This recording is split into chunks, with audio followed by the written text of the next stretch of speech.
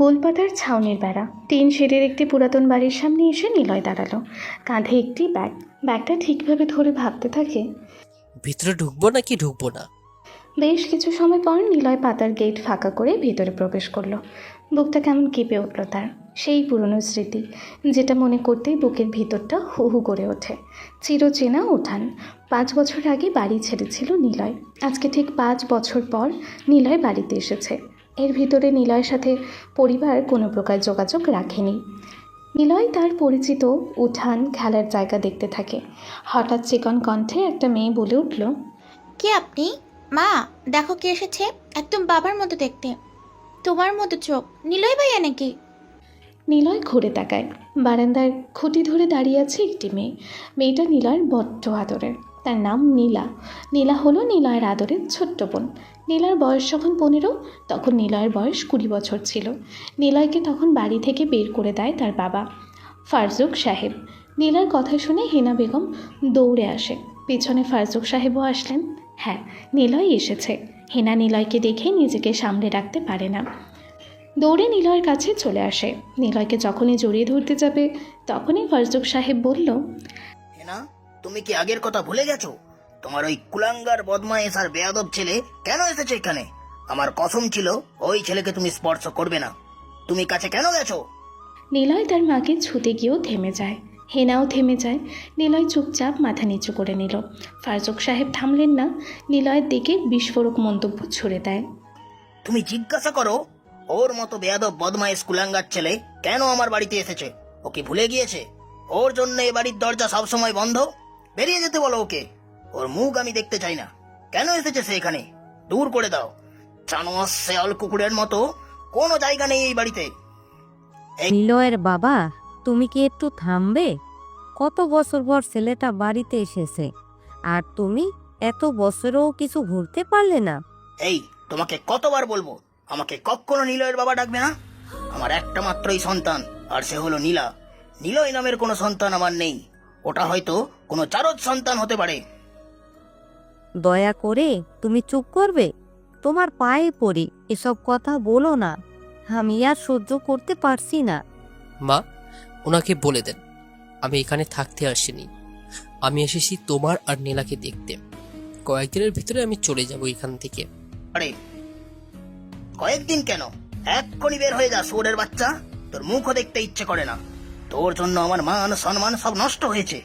আমি তোকে সন্তান হিসাবে কেন মানেন না? দোষ কি আমার ছিল? আপনি সবকিছু বিচার না করে আমাকে শাস্তি দিয়েছেন। আমার কথা শোনার প্রয়োজন মনে করেননি। মানুষ যা বলেছে সেটাই শুনে বিচার করেছেন। আপনার সন্তানের কথা কি শোনা আপনার দরকার ছিল না? সেদিন চুপচাপ শুনে গিয়েছি। ভেবেছিলাম আপনি বলবেন আমার ছেলে এমন না। এতটুকু বলতে পারেননি আপনি। আপনি ভয় পেয়েছিলেন। ভয়ে আপনি চুপ হয়েছিলেন। আজও চুপ থাকেন। আপনার আমাকে ছেলে হিসাবে দেখতে হবে না। আপনি শুধু আমার মা বোনের কাছে কিছুদিন থাকতে দেন, তারপর চলে যাব। এত বছর কি না কি করেছিস, কার সাথে আবার কি করে এখানে এসেছিস সেটা বুঝতে পারছি। উফ, তুমি একটু চুপ করবা? যাও তুমি বাজারে। খোকা, ঘরে আয়। নীলা, তোর ভাইয়ের ব্যাগটা ধর। হেনার কথায় ফারজুক সাহেব আর কিছু বলল না। তিনি রাগ দেখিয়ে চলে গেলেন বাড়ি থেকে। নীলা এসে তার ভাইয়াকে জড়িয়ে ধরে। ব্যাগটা হাতে নিয়ে ভিতরে আসলো 3 জন। 5 বছর পর হেনা তার সন্তানকে ফিরে পেয়েছে। 5 বছরে নীলা যোগাযোগ করার চেষ্টা করেছে বাড়িতে, কিন্তু ফারজুক সাহেব সেটা হতে দেয়নি। ফারজুক হলো এই এলাকার বড় মসজিদের ইমাম। নীলা সব সময় পর্দা করে চলে। ফারজুকের বেশ নাম ডাক এলাকায়। সেই জন্য নিজের ছেলের সাথেই ঝামেলাটা বেশি তার। তিনি সব সময় তার মান সম্মানের চিন্তা করেন। নিলয় এত বছর পর বাড়িতে এসেছে।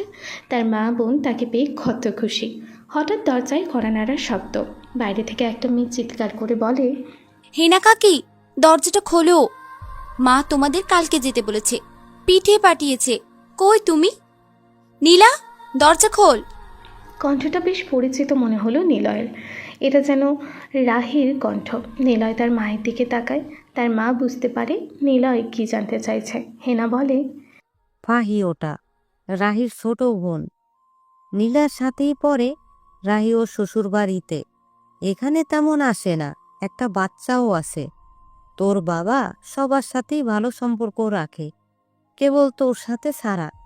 নীলা, যা, দরজা খুলে দে, ভিতরে নিয়ে আয় ফাহিকে। হেনার কথা মতো নীলা গিয়ে দরজা খুলে দিল। ফাহিকে ভেতরে আনে। একটা নতুন ইয়াং বেশ স্মার্ট দেখতে ছেলেকে দেখলো হেনার পাশে বসে আছে। ফাহি ছেলেটার দিকে তাকায়। ফাহি পুলি পিঠাগুলো নীলার কাছে দিয়ে তাড়াতাড়ি মাথায় কাপড় দিল। নীলার কানের কাছে মুখ এনেই বলে, এই, ভিতরে অন্য একটা ছেলে বসে আছে, বলবি না? কিভাবে ঢুকে আসলাম ভিতরে? ইস, আরে, অন্য ছেলে কাকে বলিস? তোর মনে হয় মনে নেই যে আমার একটা ভাই আছে? মনে আছে তোর? ছোটবেলাতে উনি আমাদের কত কি পেরে দিত। মানে উনি নিলয় ভাইয়া? হুম। ফাহি একটু জোরে বলে ওঠে কথাটা। নিলয় শুনতে পায় কথাটা, মুচকি হাসে সে। ফাহি লজ্জা পেয়ে নিলয়ের দিক থেকে চোখ সরিয়ে নিল। হেনা বলে, দাঁড়িয়ে কেন? বস তোরা। না কাকিমা, বসবো না, কালকে অনেক কাজ, তোমরা যাবে কিন্তু। আচ্ছা ঠিক আছে। ফাহি চলে যায় বাহিরে। নীলা এগিয়ে আসে দরজা অবধি। ফাহি নীলার হাত ধরে বাহিরে নিয়ে আসে। নীলা বলে, কি হয়েছে? এবার টেনে আনলি কেন? ওটা সত্যিই নিলয় ভাইয়া তো? হ্যাঁ, কেন, কি হয়েছে? আমাকে ছোটবেলায় ফুল দিয়েছিল, ফুল দিয়ে বলেছিল চুমু দিতে গালে। ইস, কি লজ্জা! আমি লজ্জায় ওনার সামনে যাইনি অনেকদিন। কি বললি? তলে তলে তোমরা এইসব করে বেড়াচ্ছ? দাঁড়াও, তোমার হচ্ছে। এই না না, কিন্তু তোর ভাইয়া এমন সুন্দর হয়ে গেল কেন? মানে দেখতে একদম হট, বডি দেখেছিস? মাসল বেনম ফোলা ফোলা। নাউজুবিল্লাহ, কি বলিস তুই? ওই, আমরা আর মাদ্রাসাতে পড়ি না? তুই সব কি বলে শিখেছিস? আর ছেলেদের কোন দিক দিয়ে নজর রে? আরে, ছেলেদের দিকে তাকাই না তো, তোর ভাইয়াকে দেখেছি। যা, তুই বলবি না, কালকে আসবো আবার। তুই শেষ, তুই নষ্ট হয়ে গেছিস বোন, যা ভাগ এখান থেকে। ফাহি আর নীলা হাসতে থাকে। আসলেই সত্য, নীলার মাসেল বেশ ফোলা, চুলগুলো ছোট ছোট করে কাটা, দেখতে বেশ ইয়াংও লাগছে। রাতে ফারজুক বাড়িতে আসে, কিন্তু ফারজুক সাহেব নীলয়ের সাথে কথা বলে না। নীলয় তার রুমে বসলো, মাথার উপরে ফ্যান ঘুরছে। ব্যাগ থেকে ল্যাপটপ বের করলো, তারপর ফোন করলো অর্ককে। স্যার, সব কিছু ঠিক আছে, আপনি কিন্তু কোথায় আছেন কেউই জানে না। চিন্তা নেই, তোমরা সব সময় অ্যাক্টিভ থাকবে। আমি অর্ডার না দেওয়া অবধি যেন কোনো কিছু না হয়। ঠিক আছে স্যার। নীলয় ফোন কেটে দেয়। ঘুমিয়ে পড়ে সে। ফারজুক সাহেব বিছানায় আসলেন। হেনা চুপচাপ তার স্বামীর পাশে বসলো। ফারজুক সাহেবের মেজাজ বিগড়ে আছে তার ছেলের জন্য। বলছি, যা হবার তো হয়ে গেছে, একটা মাত্রই তো ছেলে আমাদের, ওর সাথে কি ঠিকমতো কথা বলা যায় না? আর কত রাগ পুষে রাখবে? দেখো, ও যা করেছে তার জন্য কোনো ক্ষমা নেই। ওর জন্য আমার মান সম্মানে দাগ পড়েছিল, আমি এটা হতে দিতে পারি না। কিন্তু নিলয় তো বলছিল সে কিছুই করেনি, তার কথাটা শোনার দরকার ছিল না? তাকে কি ক্ষমা করা যায় না? ওর বিরুদ্ধে সবাই যখন কথা বলছিল তখন একটা কথা কানে আসছিল, সেটা হলো ওর বাবা এত ভালো আর তার ছেলে এমন একটা কাজ করবে। বলো বলো, কেমন লাগবে শুনতে, বলো তুমি। আমি পারছিলাম না এসব নিতে। ওমর তার ছেলেকে ক্ষমা করেনি, আমি অন্যায়ের কোনো ক্ষমা করব না। কি আর বলবো, থাকো তোমার রাগ জেদ নিয়ে, আমার ছেলে ফিরেছে তাতেই আমি খুশি।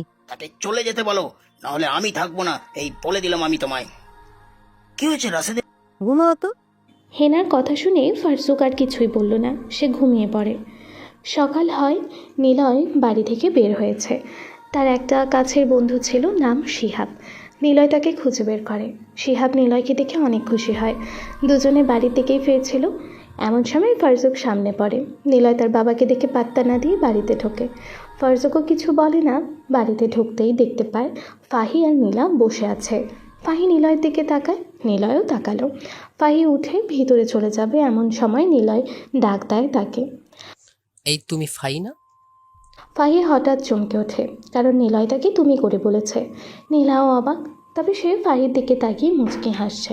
ফাহি তো লজ্জায় শেষ। সে ঘুরে বলে, হ্যাঁ, আপনি চিনতে পেরেছেন? কেন পারবো না? ছোটবেলায় তোমাকে কত কোলে নিয়েছি। 5 বছরে কি সব ভুলে গিয়েছি নাকি? সব মনে আছে। হ্যাঁ, ওই যে ফুলের বিষয়টা মনে আছে? ফুল? হ্যাঁ, ফুল। তোদের আবার কি হলো? তোরা এখানে কেন? যা ভাগ। নিলয়ের কথা শুনে দুইজন মুচকি হাসলো। ফাহি লজ্জায় যেন বাঁচেই না। ফাহি তো নিলয়ের গালে চুমু দিয়েছিল ফুলের জন্য। ফাহির পছন্দের ফুল ছিল রজনীগন্ধা। সেই দিন ছিল 21শে ফেব্রুয়ারির আগের রাত। নীলা আর ফাহি এসে নিলয়কে ধরে ফুল এনে দিতে। ভাইয়া ফুল এনে দাও, যাও। পারবো না, যা ভাগ। তোমাকে আর কিছু বলবো না। নীলা চলে যায়। কিছু সময় পর ফাহি আসে নিলয়ের কাছে। ফাহি এসে নিলয়কে বলে, নিলয় ভাইয়া, ফুল এনে দিবা? না, দিব না। প্লিজ দাও না। এনে দিলে কি দিবি? কি লাগবে বলো? তুমি যদি রজনীগন্ধা ফুল এনে দিতে পারো তাহলে যা চাইবে তাই দেব। আচ্ছা, তাহলে রেডি থাক দেবার জন্য। এরপর নিলয় রাতে বেরিয়ে পড়ে। সেদিন রাতেই হচ্ছিল বৃষ্টি। নিলয় ভিজতে ভিজতে ফুল আনতে চলে যায়। নিলয় যখন ফুল নিয়ে আসে তখন রাত 1টা বেজে যায়। নিলয় ডাক দেয় ফাহিকে। ফাহি আসে। নিলয়ের গায়ে কাদামাটি, হাত ভর্তি রজনীগন্ধা। ফাহি হাত বাড়িয়ে নিতে যাবে তখন ফাহিকে বলে, কি যেন বলেছিলে? ফুল এনে দিলে যা চাইবো তাই দিবি? দে এখন। আচ্ছা বলো, কি নিবা? তুই রেডি তো? হ্যাঁ জলদি বলো, মা ডাকবে তো। আচ্ছা, এসব ফুল তোর জন্য, যদি তুই আমাকে একটু চুমু দিস। কি কি বললো? চুমু মানে? মাথা খারাপ হয়ে গেছে নাকি? তাহলে গেলাম, থাক। ফুলে সব পুকুরে ফেলে দিব। না না, ফেলো না। আর কিছুই চাওয়ার নেই? এটাই নিবা? দ্রুত বল, বেশি বকিস না। প্রথমে ভেবেছিলাম গালে নিব, কিন্তু তোর কথায় এখন সেটা ঠোঁটে নিতে হবে। কি? এবার কিন্তু 1টা থেকে 2টা। ফাহি এসে ঠাস করে ঠোঁটে চুমু দিয়ে নিলয়ের হাত থেকে ফুল কেড়ে নিয়ে দৌড়ে চলে যায় ভিতরে। নিলয় মুচকি হাসতে থাকে। নিলয় তো মজা করছিল, কিন্তু ফাহি তো সিরিয়াস হয়ে যায়। সেসব কথা মনে পড়ে দুজনেই চুপিসারে হাসতে থাকে। তবে ফাহি সেদিনের পর থেকে নিলয়কে মনে মনে পছন্দ করে ফেলেছিল। যদি বর হিসেবে কাউকে সে চায় তবে সেটা নিলয়কেই চাইবে। কিন্তু অজানা এক ঝড়ে সব লণ্ডভণ্ড হয়ে যায়। নিলয় চলে যায় গ্রাম ছেড়ে। 5 বছর পর নিলয় ফিরে এসেছে। হঠাৎ শিহাব বলে, আন্টি, আপনাদের সবাইকে দাওয়াত দিতে এসেছি। কিসের দাওয়াত? আমার বিয়ের। কালকে নিলয়, তুই যাবি আমার বাড়িতে। নিলয় গেলেই হবে? বাবা, তোমার আঙ্কেলকে তো চিনো। নিলয় যেখানে যাবে সেখানে তিনি কখনো যাবে না। কি যে হয় ওনার, আমাদেরকেও যেতে দিবে না সেখানে। নিলয়কে নিয়ে যেও। আচ্ছা আন্টি। শিহাব আর নিলয় চলে যায় বাহিরে। দুজনেই হাঁটছে। শিহাব প্রশ্ন করে, নিলয়, পুলিশ অফিসারের কথা মনে আছে তোর? শালা জানোয়ারকে খুঁজে পেলে মেরে ফেলবো। রাহির সাথে ঘটেছিল, সেটার দোষ তোর উপরে এসে পড়ে। বেঁচে যায় শালা পুলিশ। তন্ময়, বাদ দিত। আঙ্কেলের উপরে রাগ অনেক তোর, বল। না, লোকটাকে আমি চিনি। ইমাম সে মসজিদের। কখনো তিনি মিথ্যা বলেনি, যতটুকু দেখেছি তাকে। সৎ মানুষটা কি করবে আর? সবাই যখন বলেছিল কাজটা আমি করেছি, তখন তিনি একা মানুষ কি করবে? তাছাড়া আমি তখন বেহারা ছিলাম। উনি চেয়েছিল মাদ্রাসায় পড়াতে, হুজুর বানাতে। আমি সেটা করি, তাই ওনার রাগটা বেশি। ওনার জায়গাতে আমি থাকলে হয়তো এটাই করতাম। যা হবার হয়েছে। এখন কি করছিস? এত বছর পর কেন এসেছিস? করি তো অনেক কিছু। পরিচয় দেবার মতো এখন বিরাট বড় নাম আছে আমার, কিন্তু সেটা পরে বলবো। আগে বাবা আমাকে এতটুকু বুঝুক। তবে এতটুকু বলতে পারি, এবার 4 মাসের ছুটি পড়েছে, তাই গ্রামে এলাম। কি করিস তুই? বললাম তো, সময় হলে জানতে পারবি। তবে পুলিশকে এমনি এমনি মারার কথা বলছি নাকি? শালাকে মারলে কোনো পুলিশ এসে কথা বলতে পারবে না, এমন কিছু করি। বলিস কি? নিলয় মুচকি হাসতে থাকে। পুরনো স্মৃতি ওর মনে ঘুরপাক খাচ্ছে, কিন্তু নিলয় সেসব মনে রাখতেই চায় না। নিলয় এখন যথেষ্ট ম্যাচিওর হয়েছে, আর এই বয়সে সে অনেক কিছু অর্জন করেছে। সাথে বেড়েছে গোপন শত্রু। দেখা যাক কি হতে পারে। নিলয়, শিহাব তাদের বাড়িতে বসে আছে। গ্রামের একজন মহিলা এসেছে ফারজুক সাহেবের বাড়িতে। মহিলাটা কাঁদছে। ফারজুক সাহেবকে চিৎকার করে ডাকতে থাকে। ইমাম সাহেব বাড়িতে আছেন? জলদি বের হন, আমার ছেলেকে বাঁচান ইমাম সাহেব। মহিলাটার কান্না শুনে বাড়ির ভিতর থেকে সবাই বের হলো। একটা জীর্ণ শীর্ণ দেহের একটা মহিলা দাঁড়িয়ে আছে, চিৎকার করে কাঁদছে। তার কান্নার শব্দ শুনে পাশের বাড়ি থেকে ফাহি আর তার বাবা মা এগিয়ে আসে।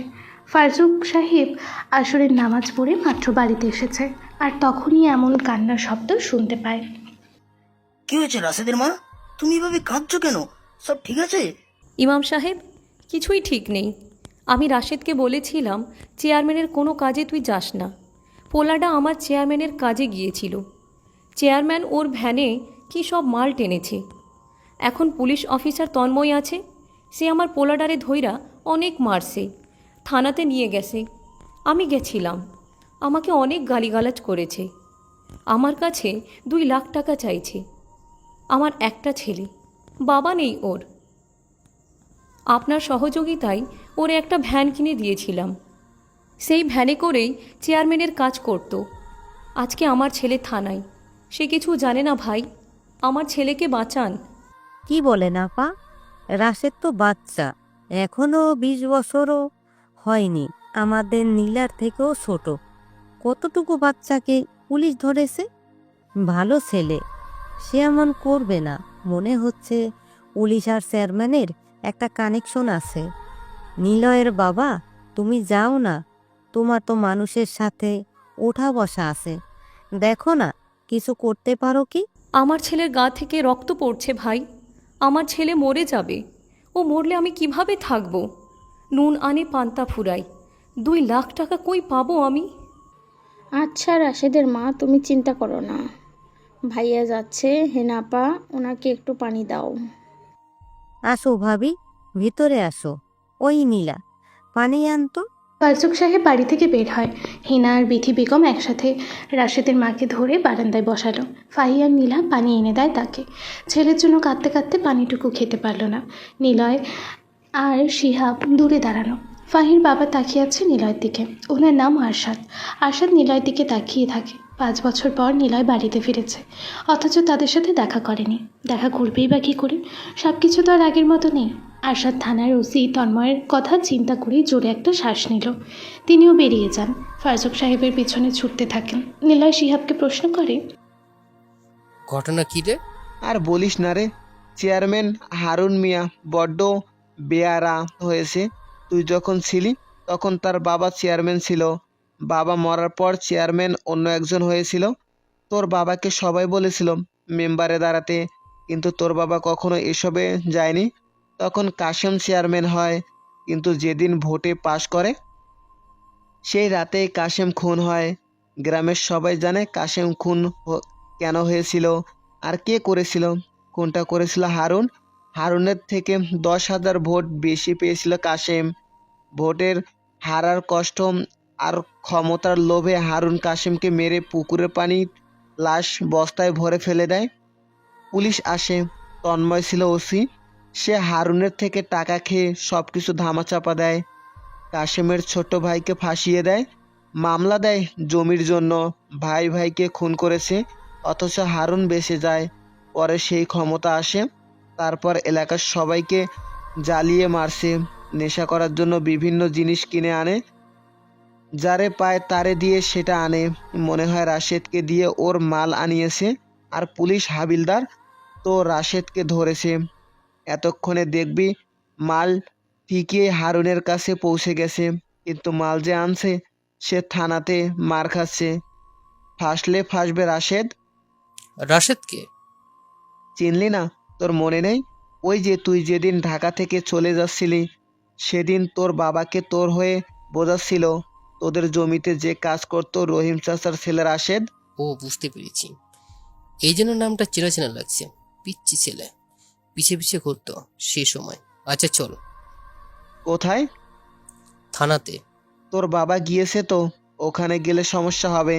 কাট। আরে বাবা গিয়েছে তার কাজে, আমি যাব আমার কাজে। চল না, দেখতে পারবি। নিলয় আর শিহাব উঠানে পা রাখে। তখনই হিনা বলে, কোথায় যাচ্ছিস তোরা? দেখতে যাচ্ছি রাশেদকে। চুপচাপ বাড়িতে বস, তোর বাবা গিয়েছে। কিন্তু বাবা কিছু করতে পারবে না, রাশেদকে তিনি আনতে পারবে না। তুই বেশি জানিস? তোর বাবার অনেকের সাথে ওঠা বসা আছে, কিছু একটা ব্যবস্থা করবে। কিন্তু বাবা ঘুরে ফোলাদের সাথে, কিন্তু বাবা এখন গিয়েছে জানোয়ারদের সাথে কথা বলতে, তাই সেখানে বাবার মতো মানুষের কাজ নেই। নিলয় আর দাঁড়ায় না, সোজা বাড়ি থেকে বের হয়ে আসে দ্রুত। তারপর বাইক নিয়ে শিহাবকে নিয়ে সোজা চলে আসে থানায়। ফারজুক আর আরশাদ থানাতে এসেছে। তন্ময় জানে গ্রামের কাউকে ধরলে ফারজুক আসবেই থানাতে তাকে ছাড়াতে। তন্ময়ের সাথে এদের দুজনের ভালোই শত্রুতা। তন্ময় সিগারেট জ্বালিয়েছে। ফারজুক সোজা এসে তন্ময়কে বলে, দেখো তন্ময়, তুমি কিন্তু দিন দিন তোমার সীমা অতিক্রম করছো। তোমার ভিতরে কি একটু মরণের ভয় নেই? আল্লাহর বিচার কিন্তু একদিন হবেই। আরে আমার কাছের লোক হুজুর সাহেব এসছেন, বসেন বসেন, কি খাবেন বলেন। খেতে আসেনি? তুমি রাশেদকে কেন থানাতে এনেছো? কি করেছে সে? কি করেনি সে? তার ভ্যানে 10 বোতল মদ আর ইয়াবা পাওয়া গেছে। বেটাকে ধরতেই চেয়ারম্যানের নাম বলে, কত বড় সাহসুর। কাকা, আপনি আইছেন, আমি কিছু জানি না। আমার ভ্যান প্রায় গেলে চেয়ারম্যান মাছের ড্রাম নিয়ে যেত।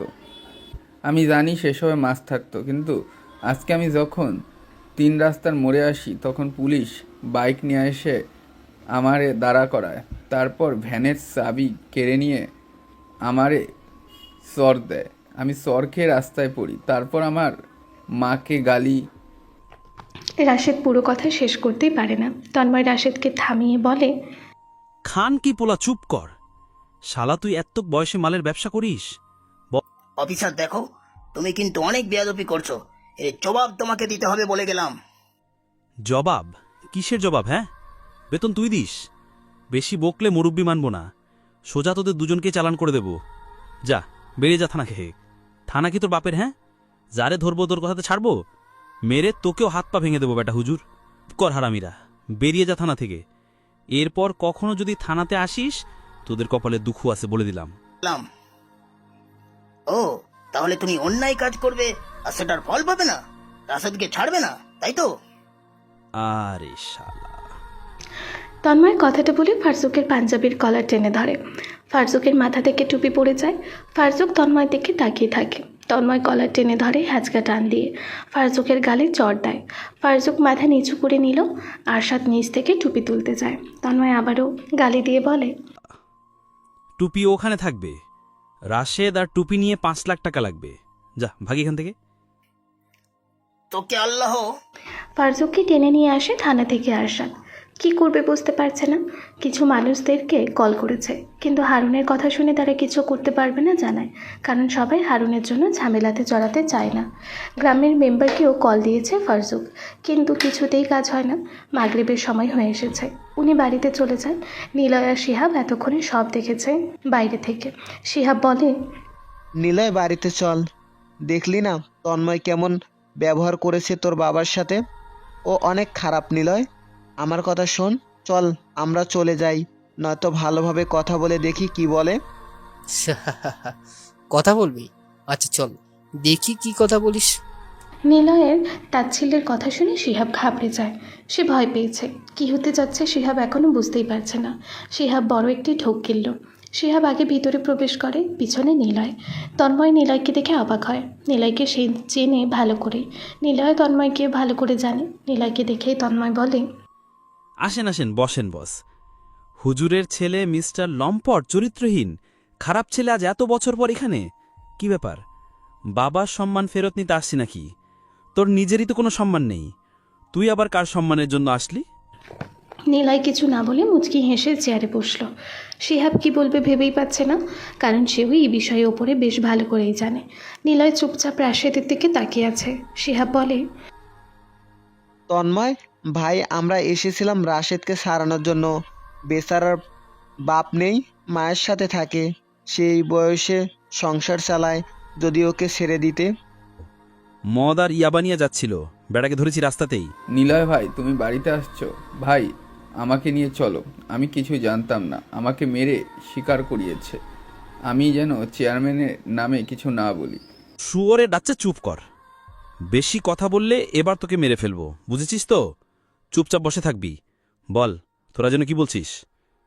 তন্ময় ওদের দুজনের দিকে আবারও তাকালো। নিলয় চুপচাপ বসে আছে। শিহাবের তখন মনে পড়ে গতদিনের কথা। নিলয় বলেছিল তন্ময়কে মারলে তার কিছুই হবে না। যদি সেরকম কিছু হয়, শিহাব তন্ময়কে বলে, ভাই, ওই যে বলছিলাম ওকে ছেড়ে দিতে, বেচারার মা অনেক কান্নাকাটি করছে। আচ্ছা বুঝলাম, ছাড়তে পারি যদি টাকা জমা দিস। দিতে পারবি 2 লাখ? ও আরেকটা কথা, হুজুরের টুপি পড়ে আছে, সেটা নিতে হলে আরও 3 লাখ, মোট 5 লাখ টাকা দিয়ে নিয়ে যা, নাহলে ভাগ এখান থেকে।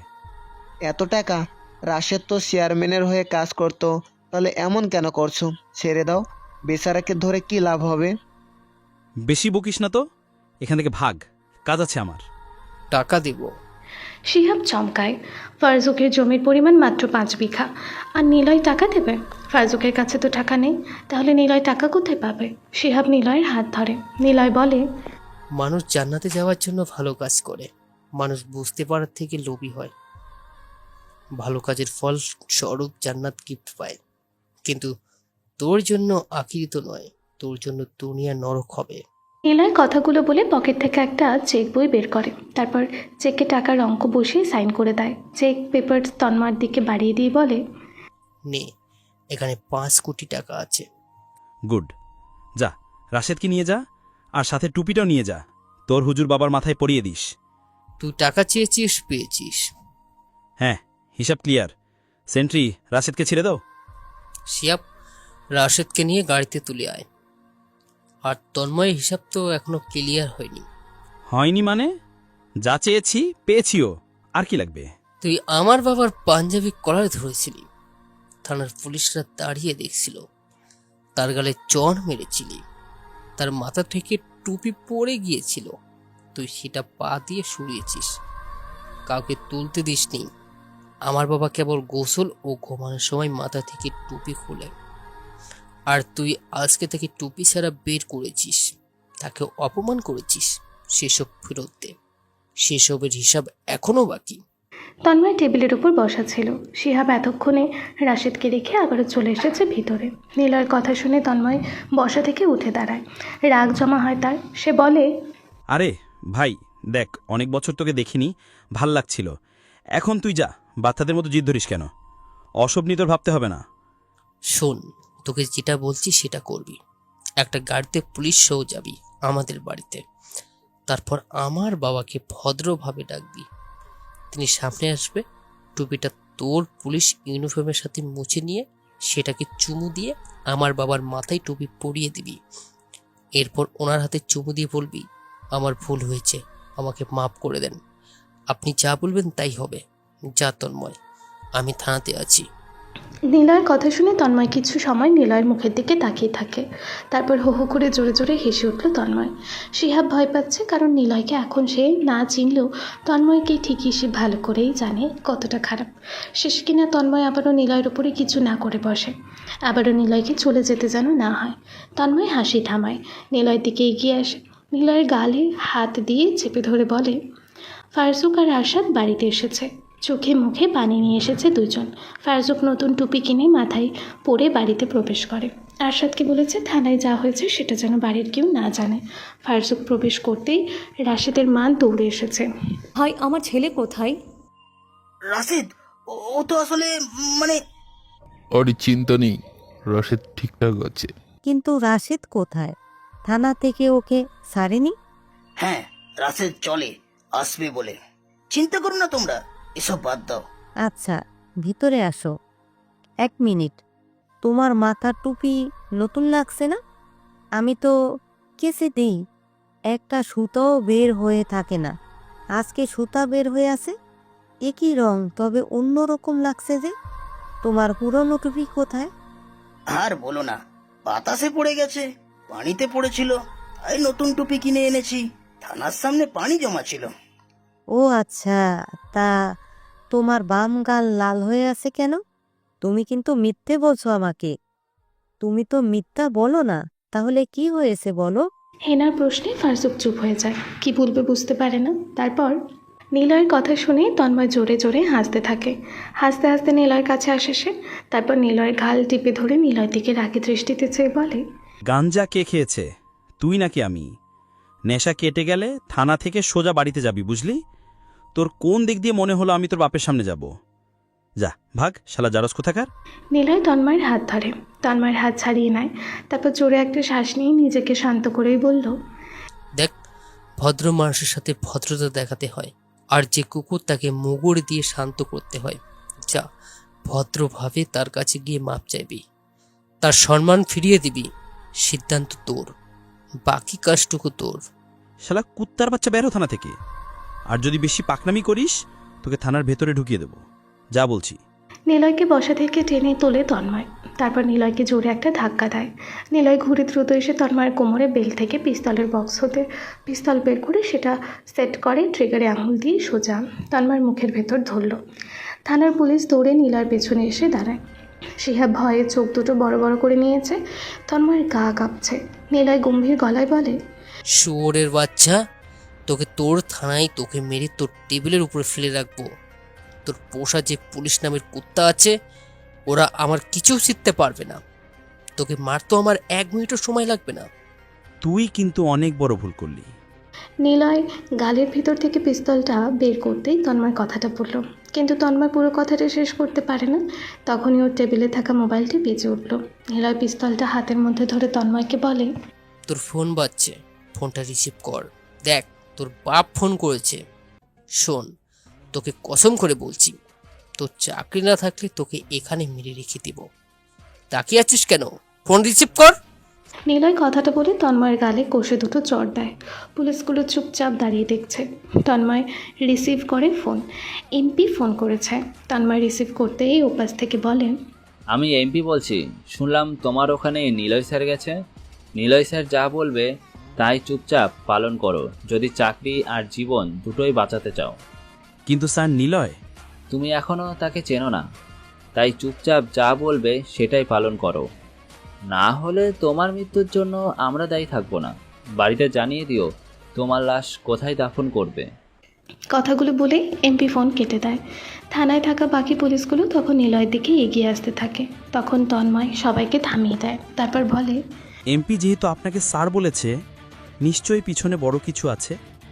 বাধ্য হয়ে স্যার বলতে হচ্ছে, কিন্তু এসব কিছু আমি সময় মতো ফেরত দেব। চলেন স্যার আপনার বাড়িতে।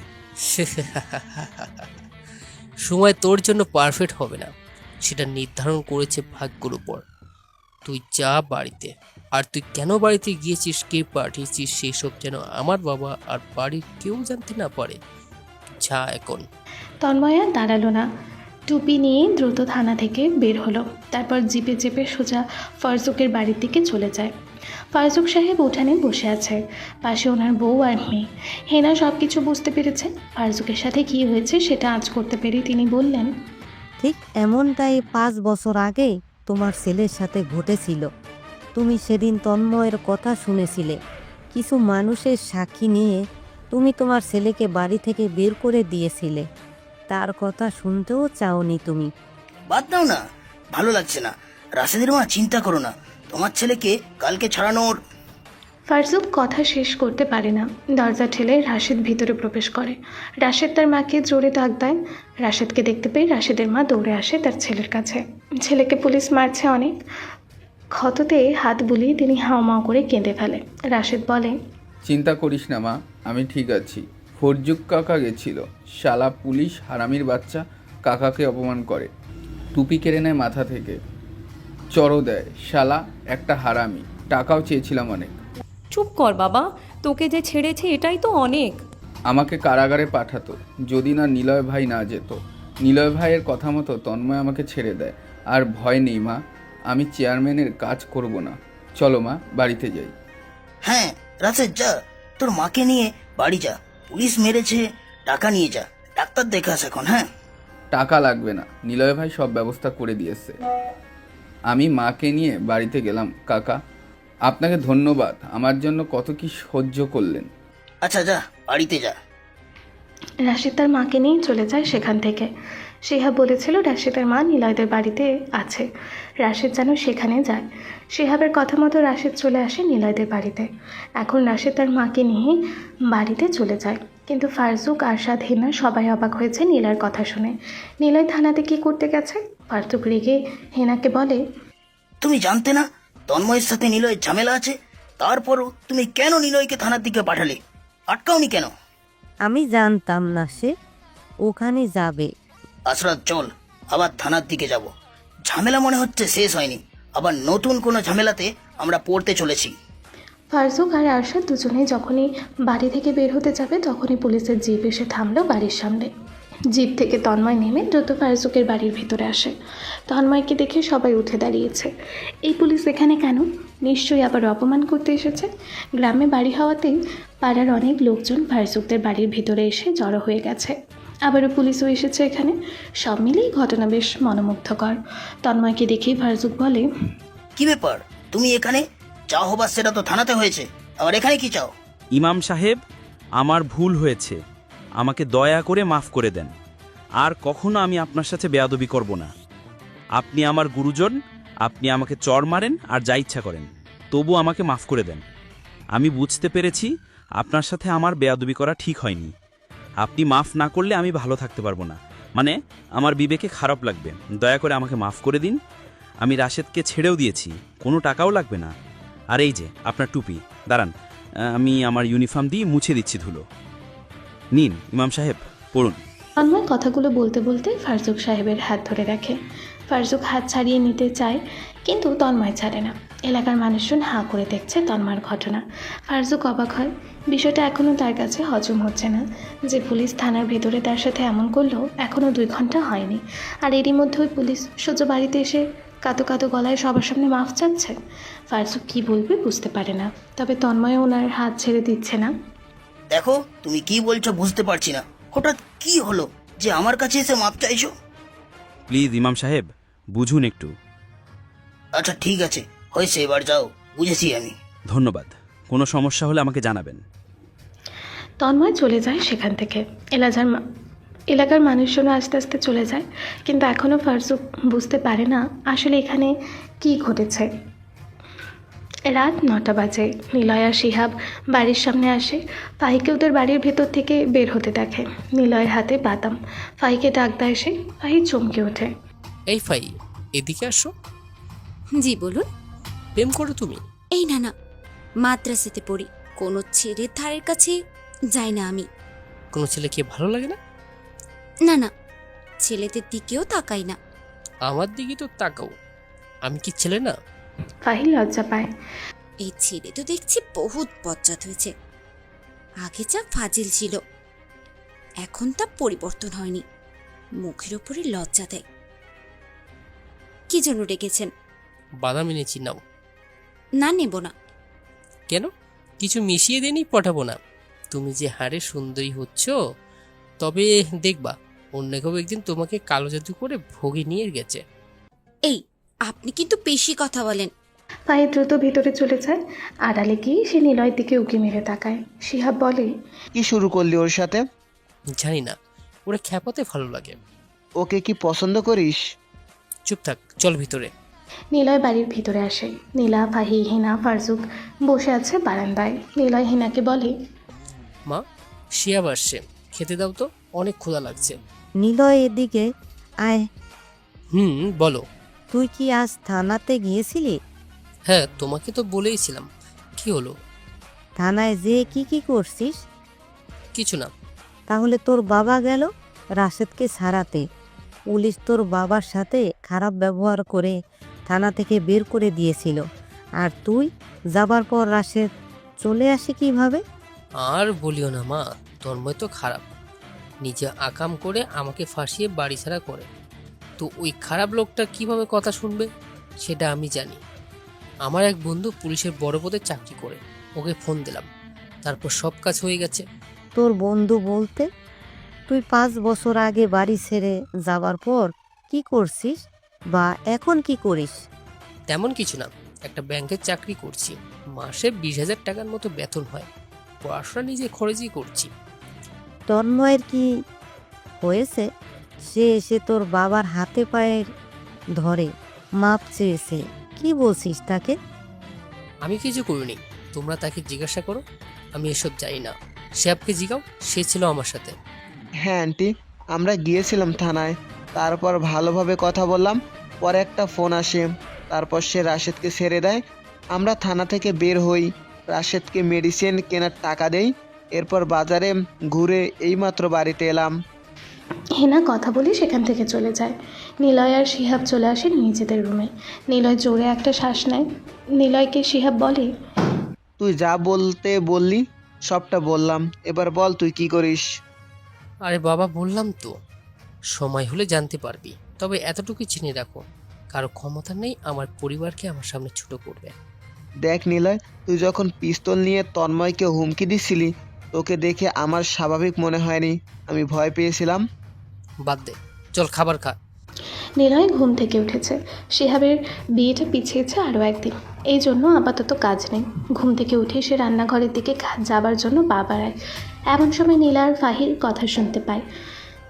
ওরা দুজন হেনার সাথে কথা বলছে। মা, আমি কি আর মাদ্রাসাতে যাব না? কতদিন হলো আমি ক্লাসে যাই না। হ্যাঁ কাকিমা, তুমি একটু আমার মা বাবাকে বলো না, আমাদের তো কোনোই দোষ নেই, আমরা তো কিচ্ছু করিনি, তাহলে কেন আমাদেরকে এভাবে ক্লাসে যেতে বারণ করলো? একটু বোঝো না কেন তোমরা? দেখ, এসব নিয়ে আমি কি বলবো জানি না। ছেলেগুলা খারাপ, রোজ বিরক্ত করতো। এখন তোরা যদি রোজ যাস তাহলে রোজই সমস্যা হবে। এর থেকে বাড়িতে থাক, ছেলে দেখতে আসলে বিয়ে শাদি দিয়ে দিব। কিন্তু বিরক্ত ওরা করে, আমরা তো কিছু করি না, চুপ করে আসি আর যাই। পিছন বাড়ি অবধি আসলে আমরা কি করব? তোদেরকে রাস্তায় দাঁড় করিয়ে কথা বলে, মানুষজন দেখলে কি বলে জানিস? বলে তোরা নাকি তাদের সাথে দাঁড়িয়ে গল্প করিস। মানুষজন নানান কথা বলে, কোনো দিন কি হবে কে জানে। তোদের বাবাকেও শাসিয়েছে, বাড়ি থেকে তোদের দুজনকে তুলে নিয়ে যাবার কথাও বলছে। তোর বাবা বুঝিয়েও কাজ হয়নি, এর থেকে তোদের বাড়িতেই থাকা ভালো। তাহলে পড়াশোনা? এত পড়াশোনা করে আর লাভ নেই। সামনে পরীক্ষা আছে মা, মাসখানেক হলো মাদ্রাসাতে যাচ্ছি না। ওরা চেয়ারম্যানের ছেলেপুলেরা বাইক নিয়ে ঘোরে, তোদের দুজনের পিছনে লাগছে। অনেক মাস হয়েছে। তোদের বাবারা যে বিচার দিয়েছে, এতে ওদের রাগ আরও বেশি। বাহিরে কি না কি হবে। ওই শোন, এসব কথা যেন নিলয়ের কানে না যায়। ওরা দুজনের কিছু না বলে রান্নাঘর থেকে বের হলো। নিলয়ের খালিকা, সে ঘুম থেকে উঠে আর কিছু পরেনি। পরনে একটা ট্রাউজার আর গায়ে কোনো কাপড় নেই। চুলগুলো ছোট ছোট, তবে বেশ মানানসই। ফাহি নিলয়ের দিকে হাঁ করে তাকিয়ে আছে। নিলয় টাইট বডি, যাকে বলে 6 ভাজের সুঠাম দেহ। ফাহি নীলাকে বলে, নীলা, বুঝলি, তোর ভাই একটা বেশরম। আগে যা ফাজিল ছিল, কিন্তু এখন মনে হচ্ছে আরো বেশি। আমার ভাই আবার তোর সাথে কি করলো? আবারও কি ফুল দিল নাকি? আর বুঝি না, তুই আজকাল ঘুরে ফিরে আমার ভাইয়ের কথা বলিস কেন? এই চুপ থাক, ওদিকে দেখ, তোর ভাইয়ার লজ্জা শরম হারিয়ে গেছে। খালি গায়ে কেমন করে দাঁড়িয়ে ব্রাশ করছে, লজ্জাও করে না। ইস, তোর তো নজর খারাপ। আর ভাইয়া কি জানে তুই আসছিস? আর তোর লজ্জা হলো হঠাৎ এত কেন? হ্যাঁ, আগে তো তোর এমন হতো না। সারাদিন তো ভাইয়ের সাথে টম অ্যান্ড জেরির মতো লেগে থাকতি, আর কত কি করতি। থাক, সেসব না বলি, দাঁড়া ভাইকে ডাকি। বলবো তুই ডাকছিস, কাছ থেকে দেখে নিবি। নীলার কথা শুনে ফাহি আর সেখানে দাঁড়ায় না, দৌড়ে ভিতরে চলে যায়। নীলা হাসতে থাকে। নিলয় সকালের খাবার খায়। বাড়ি থেকে যখন বের হতে যাবে তখনই নীলা আসে নিলয়ের সামনে। নিলয়কে বলে, ভাইয়া, তুমি সকালে খালি গায়ে বাড়ি আসছিলে কেন? ভাই দেখে সে হা করে তাকিয়েছিল। নীলা শোন। হ্যাঁ বলো ভাইয়া। কালকে থেকে মাদ্রাসাতে যাবি। মাদ্রাসাতে? কিন্তু নীলা মাথা নাড়ায়, তবে মুখে কিছু বলে না। সে কি বলবে বুঝতেও পারে না, তবে ভয় যে পাচ্ছে সেটা নীলার চেহারাতে স্পষ্ট দেখা যাচ্ছে। নীলা বাড়ির ভিতরে আসলো। নিলয় বাইক নিয়ে বাইরে আসে। শিহাবকে কল দেয়। শিহাব বাড়ির ভেতর থেকে বেরিয়ে দেখে নিলয় দাঁড়িয়ে আছে। নিলয়ের বাইকের পেছনে ওঠে সে। শিহাব বলে, এত সকাল সকাল কোথায় যাবি রে? চেয়ারম্যানের ছেলেকে চিনিস? হ্যাঁ চিনি, তুর্জয় নাম ওর। কেন, কি হয়েছে? হঠাৎ চেয়ারম্যানের ছেলেকে খুঁজছিস? তাকে কোথায় পাওয়া যেতে পারে? কয়টা বাজে? 9টা? তাহলে মনে হয় 3 রাস্তার মোড়ের দিকে পাওয়া যাবে। ওর বাবার পার্টি অফিসের সামনে থাকে। ওখানে তো স্কুল কলেজ মাদ্রাসা আছে, সেখানেই থাকে বন্ধুদের নিয়ে সব সময়। কিন্তু কি হয়েছে? তোর কাহিনী আমার ভয় লাগে ভাই। আগেই ভালো ছিলি, যা করতাম সেটা বাড়িতেই সীমাবদ্ধ থাকতো, কিন্তু এখন তুই যেন রীতিমতো একটা অ্যাটম বোম। চুপ থাক, চলো ওইদিকে। নিলয় আর শিহাব চেয়ারম্যানের ছেলেকে খুঁজতে বেরিয়ে পড়ে।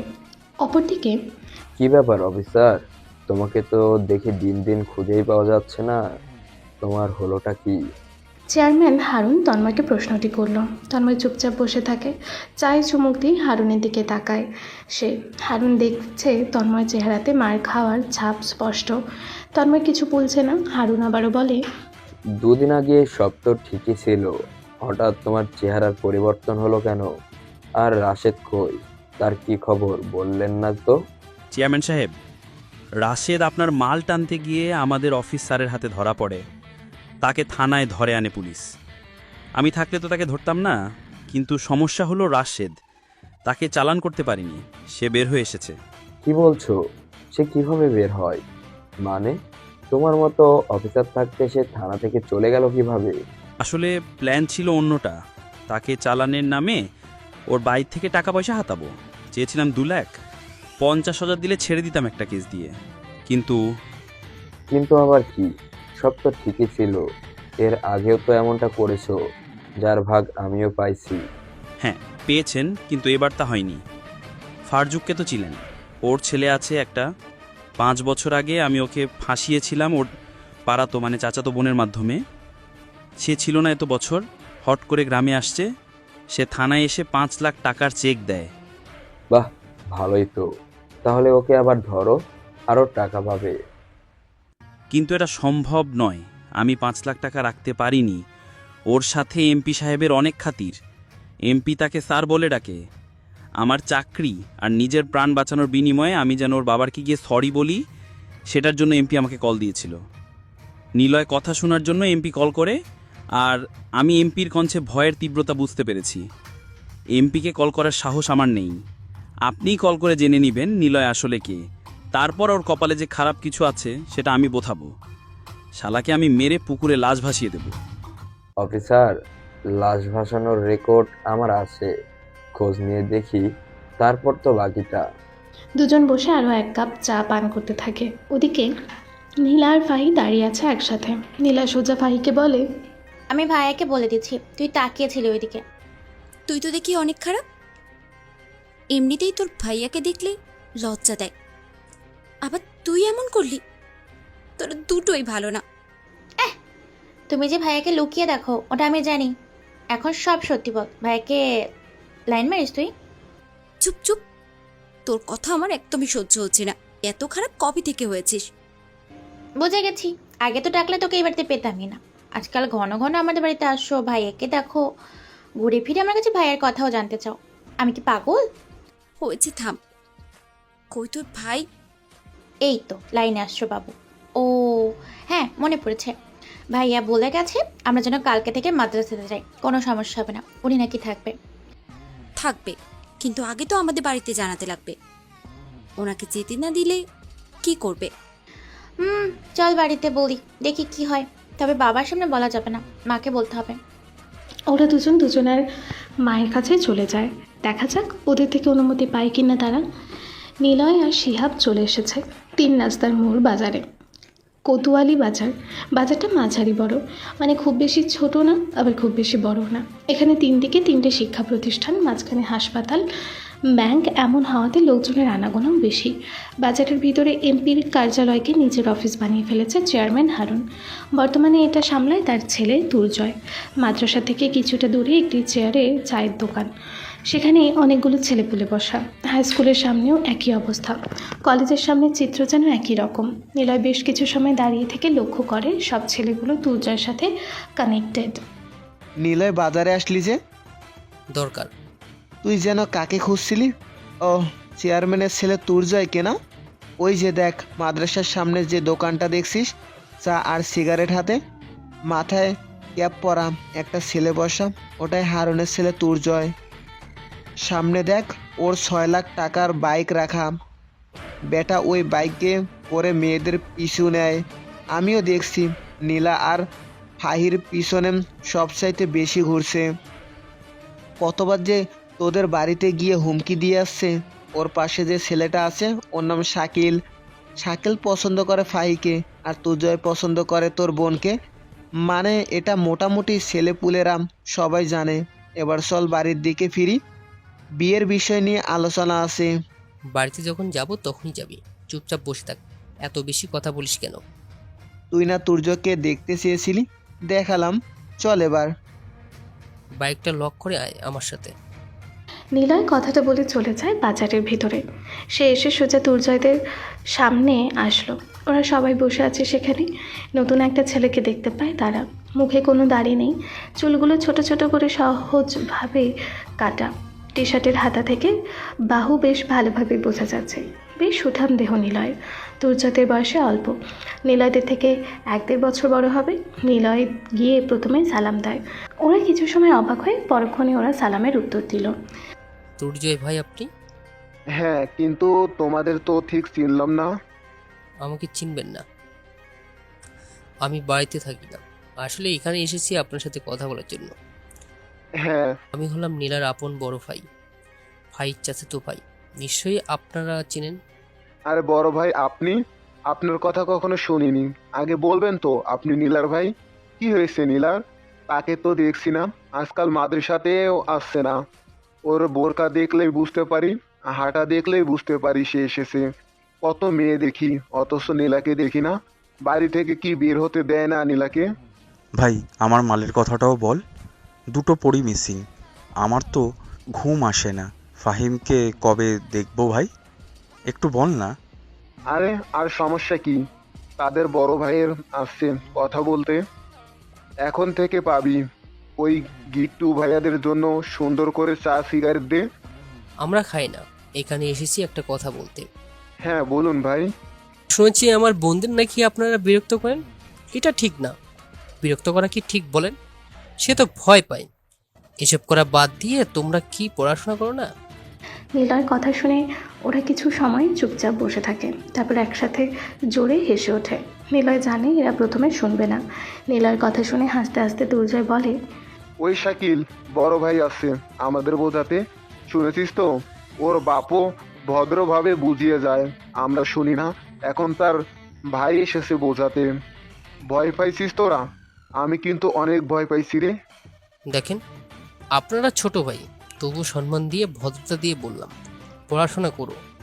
যে মেয়ে ভালোবাসবে না তার পিছে ঘুরে কোনো লাভ নেই। যদি থাকে ভাগ্যে আপনা আপনি আসিবে। তার পিছু ঘুরে তার সাথে কথা বলে তাকে প্রপোজ করে যখন পেলেই না, তখন নিশ্চয়ই তার পিছু ছাড়া উচিত, তাই না? কেন শুধু শুধু বিরক্ত করবা? বাড়ি অবধি যাবা, তুলে আনার হুমকি দিবা, তাদের পরিবারকে অপমান করবা, এইগুলো তো ঠিক না, তাই না? আমার বোন, তাই আমি এসেছি বোঝাতে। তোমার বোন থাকলে তুমি হয়তো এসে মারতে। সবাই কিন্তু বোঝাবে না, তাই তোমার উচিত এসব নিয়ে আর পড়ে না থেকে নিজের কেরিয়ার দিকে ফোকাস করো। মেয়ে মানুষ সার্টিফিকেট দেখে তোমার 6 প্যাক ওলা বডি দেখে কাছে আসবে না। তুমি যদি আয় করার মতো কিছু না করো, তোমার পরিচিত দেওয়ার মতো কিছু না থাকে, তোমার যদি সংসার চালানোর অর্থ না থাকে, তবে মেয়ে মানুষের ভালোবাসাও পাবা না। আশা করি বুঝতে পেরেছো। আর কখনো বিরক্ত করবে না, আর কখনো বিরক্ত করবে না ওদের। ভালো থেকো। হ্যাঁ। নিলয় কথাগুলো বলে সেখান থেকে চলে আসার জন্য ঘুরে। ঠিক তখনই পেছন থেকে দুর্জয় বলে, ওই দাঁড়া, তোর জ্ঞান দেওয়া শেষ। শিহাব অবাক হয়। দুর্জয়দের থেকে 4-5 বছরের বড় ছেলেদেরকে সে তুই করে বলছে। দুর্জয় তো চরম বেয়াদব। নিলয় ঘুরে তাকালো। দুর্জয় নিলয়ের গেঞ্জির কলার কাছে কলার টেনে ধরে। নিলয় মুচকি হাসলো। দুর্জয় একটা ঝাঁকি দিয়ে বলে, শালা বাবু, তোর জ্ঞান দেওয়া শেষ। শোনো, ছোট থেকে এমন হাজারটা জ্ঞান আমি শুনে আসছি, এবার অন্তত মাফ কর। আর টাকা আমার আছে, আমি তাতেই চলি। আমার বাবার যা আছে তাতে কারো সাধ্য নেই এসে কথা বলবে। শোন, তোর বোনকে তো বিরক্ত করতাম, ভাবতাম বিয়ে করব, কিন্তু এখন তোর বোনকে আমি তুলে নিয়ে যাব। মাসখানিক পর তোর বোনকে বাড়িতে রেখে আসবো। এরপর তোর বোনের পেটে হবে আমার বাচ্চা কাচ্চা, তুই হবি মামা। কেমন লাগলো? তোর বোন সুন্দরী অনেক। প্রথমে প্রপোজ করছিলাম, মাগি না করে দেয়। সুন্দর করে বলে সে এসবে জড়াতে চায় না, সে তার বাবার কথা মতো চলে। পরিবারের মতেই সে বিয়ে করবে, কোনো সম্পর্কে জড়াবে না। জি চাপলো আমার, পিছনে ঘোরা শুরু করলাম। মেয়ে আমার দিকে ফিরেও তাকায় না। তোর বোনকে আমার লাগবেই, আমাকে বোঝাতে আসিস না, শুনবো না। যা তোর বোনকে গিয়ে সামলে রাখ, দেখি তোর বোনের বিয়ে কিভাবে দিস। তুর্যের কথাগুলো বলে নিলয়ের গেঞ্জি ছেড়ে দেয়। শিহাব নিলয়ের হাত ধরে কানের কাছে মুখ এনে বলে, নিলয় ফিরে চল, এরা কিন্তু পোলাপান ভালোরা, আর এরিয়া ওদের কি করবে বুঝতে পারছিস না? চল ভাই। নিলয় চুপচাপ সেখান থেকে চলে আসে। বাইকের কাছে আসলো, পেছন থেকে ওরা হাসতে থাকে। সেটা শুনতে পায় নিলয়। শিহাব বলে, কি ভাবছিস? ভাবছি এটা বাজার, এখানে কিছু হলে বাবা জানতে পারবে। মানুষটা আবার আমাকে সবসময় ভুলে বুঝে গেল। চল তাহলে আগের বাবার সাথে কথা বলে আসি, তারপর না হয় দেখা যাবে। সকাল পেরিয়ে দুপুর হয়। নিলয়রা বাড়ির দিকে আসতে থাকে। নীলা হেনার কাছে এসেছে। কালকে মাদ্রাসাতে যাবে বলে সরাসরি তার মাকে বলেছে। মা, কালকে মাদ্রাসাতে যাব, ভাইয়া যেতে বলেছে। তার মানে নিলয় শুনেছে সব? তুই বলছিস নিলয়কে? কি কি বলেছিস? আমি কিছুই বলিনি। সে বলে কালকে থেকে যেতে, সে থাকবে সাথে, সানা নেওয়া করবে। ও আচ্ছা, কিন্তু রাস্তায় যদি ঝামেলা হয়?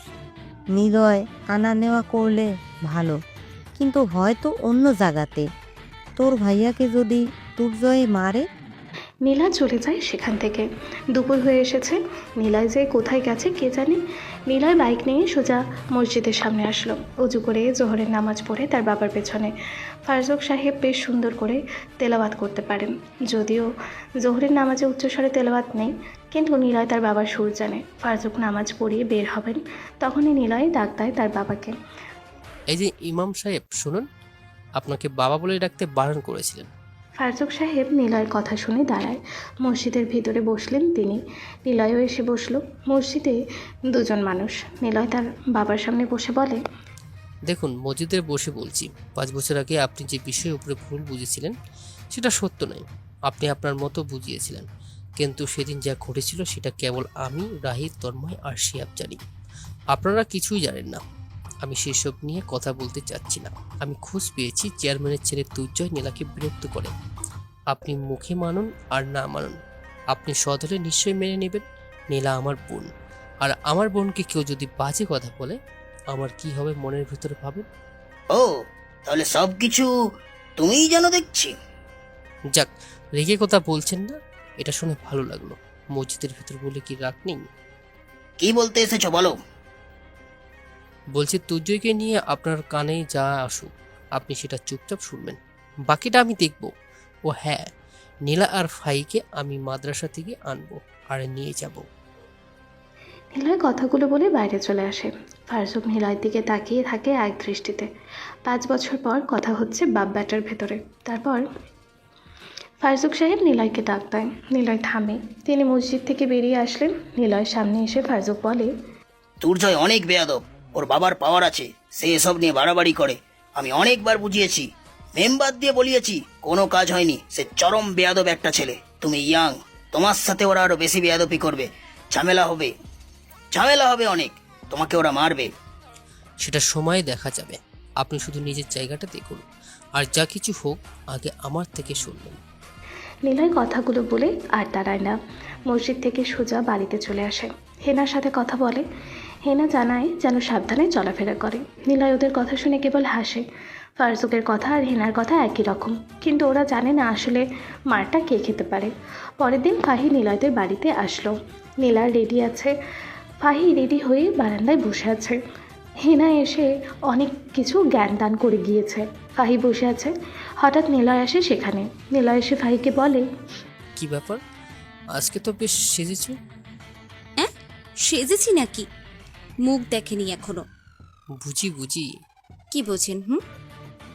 ওই যে শাকিল ছেলেটা আছে তোমার, তাই না? শাকিল কি অনেক ভালোবাসে? এই জন্য বলি, অন্য কোনো ছেলে কেন তোমার আশেপাশে আসে না? আমাকেও পাত্তা দাও না কেন বুঝি? সবাই বফরের বারণ, তাই না? এই থামেন আপনি। আর আর কি বলেন? হ্যাঁ, শাকিল একটা বেয়াদব ছেলে, আর ওর থেকে রাস্তার কুকুরও অনেক ভালো। সামনে দিয়ে গেলে জোরে জোরে কথা বলে, বোরখা ছাড়া। কাপড় ছাড়া তোকে দেখার খুব ইচ্ছে। কবে যে সুযোগ হবে। এসব বাজে কথা শোনার পর মন চায় ঠাস ঠাস করে জুতো দিয়ে বাড়ি দিয়ে ওর গালে। হারামিগুলো 6 মাস ধরে আমাকে জ্বালাচ্ছে। উফ উফ, কি দোষে যে মাদ্রাসায় ওদের অফিসের পিছনে করলো।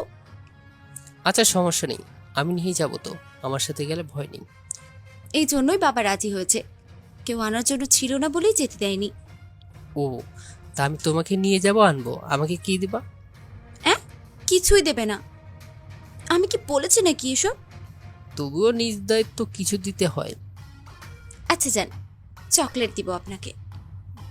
চকলেট লাগবে না, আমাদের চকলেট বেশি খাওয়া নিষেধ।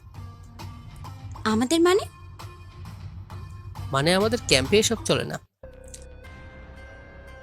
ক্যাম্প? আরে আমাদের অফিসে কাজের যা চাপ, তাতে এসব চকলেট কখন খাবো? কাজের জন্য বস নিষেধ করেছে।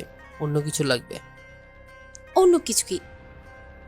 নিলয় ফাহির কাছে সরে আসে, কানের কাছে মুখ এনে বলে, ফুল দেওয়ার পর যেটা দিয়েছিল সেটা হলে না করব না। নিলয় কথাটা বলে হিনার কাছে চলে আসে। ফাহি হাঁ করে নিলয় চলে যাওয়ার দিকে তাকিয়ে থাকে। ফাহি মনে মনে বলে, ব্যাটা পশ্চাৎ, খালি সুযোগে থাকে। যে আমারে টিস করেছে, বাইরের মানুষদের কি বলবো। তবে ফাহি কিছু বলল না, কারণ ফাহি নীলাকে পছন্দ করে। এই জন্য নীলয়ের সব কিছু ওর ভালো লাগে। নিলয় হেনার কাছে যায়। হেনা নিলয়কে দেখে বলে, আচ্ছা, কালকে মাঝরাতে বাহিরে কি করছিলি তুই? ও, তুমি জেগেছিলে?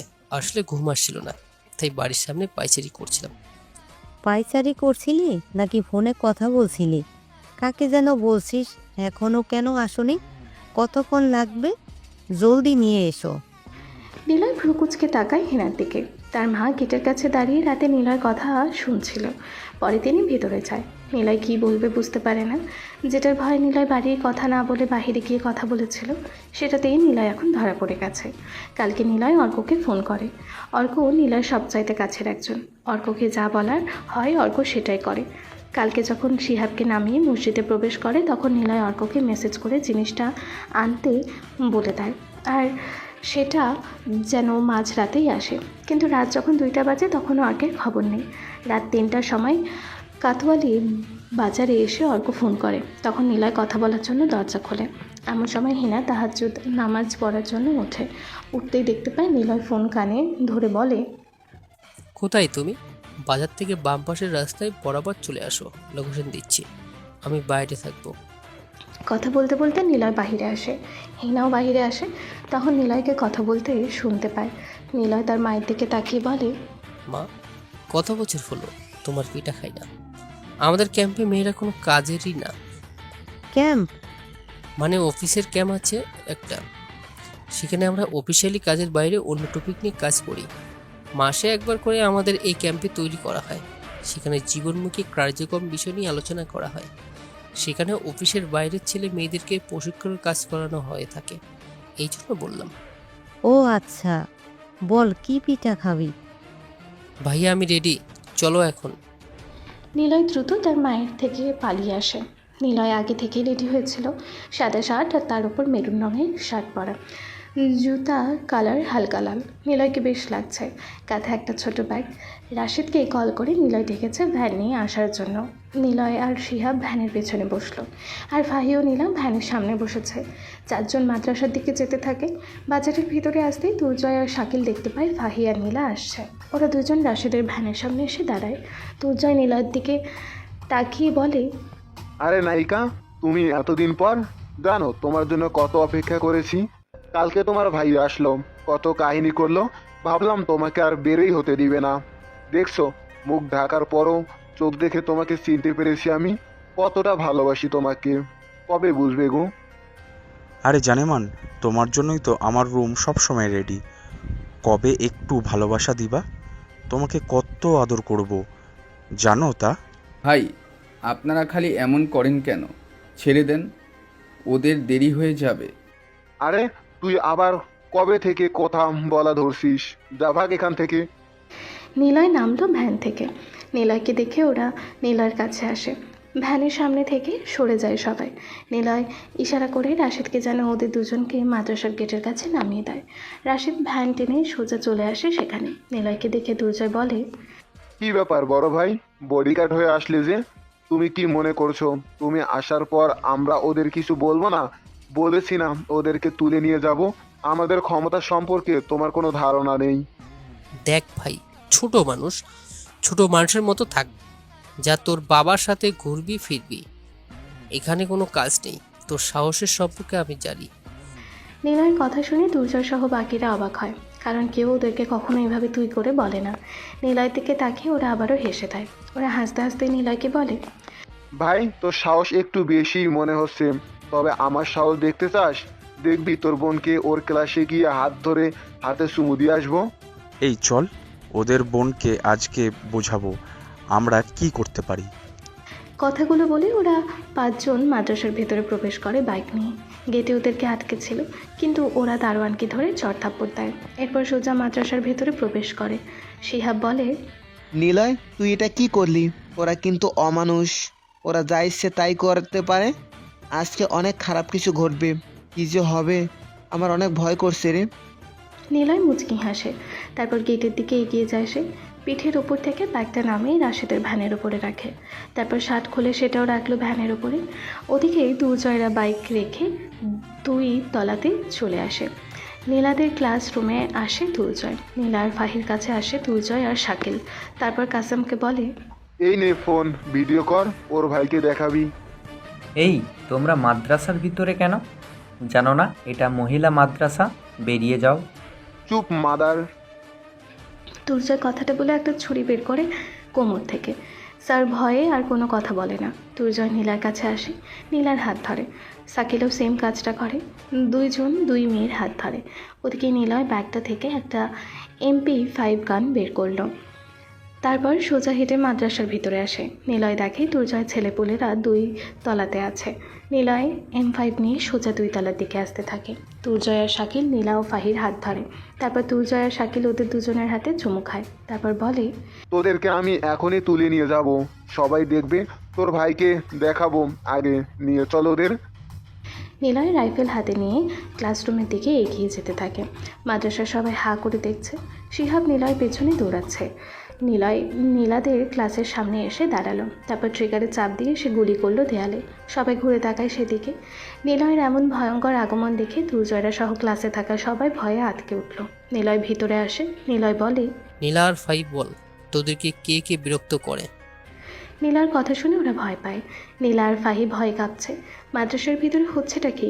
নিলয় জোরে চিৎকার করে ওঠে, বল কে কে বিরক্ত করে তোদের? ওরা।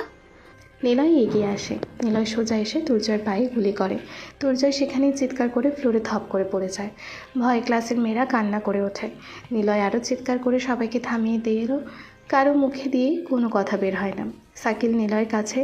নিলয় তখনই শাকিলের হাত ধরে উল্টো ঘুরিয়ে এনে হাতে তালুর ওপরে পরপর কয়েকটা গুলি করে। তারপর মুখের ওপরে রাইফেল দিয়ে জোরে একটা বাড়ি দেয়। ভয়ে বাকি ছেলেগুলো দৌড়াতে থাকে। নিলয় দৌড়ে বেরিয়ে আসে ওদের পেছনে। কাসেমকে ধরে নিলয় হাত থেকে ফোন কেড়ে নিয়ে নিজের কাছে রেখে নেয়। তারপর কাসেমকে মুখে কয়েকবার ঘুষি মেরে সেখানেই ফেলে রাখে। পুরো মাদ্রাসা তখন একদম নীরব নিস্তব্ধ হয়ে গেছে। সবাই যেন বিরাট একটা আতঙ্কে আছে। শিহাব বোবা হয়ে গেছে। সে শুধু নীলার হিংস্রতা দেখছে। শিহাব নীলা আর ফাহিকে ক্লাস থেকে বাইরে বের করে আনে। দুর্জয়ের বাকি 2 জন বন্ধু পালিয়ে যায় সেখান থেকে। নিলয় আবারও আসে নীলাদের ক্লাসরুমে। শিহাব নীলা আর ফাহিকে নিয়ে দরজার সামনেই দাঁড়িয়ে থাকে। নিলয় রুমের ভিতরে এসে দুর্জয়ের জামা ধরে টেনে আনে বাহিরে। সে ব্যথা আর যন্ত্রণায় চিৎকার করতে থাকে। নিলয় তাকে দেয়ালের সাথে হেলান দিয়ে বসিয়ে দিল। শাকিলকেও টেনে আনে। তারপর নিলয় দুর্জয়দের সামনে বসলো। রাইফেলের আগার গরম অংশটা দুর্জয়ের বুকে সোজা ধরে। নিলয়ের চোখে মুখে রাগের প্রতিচ্ছবি।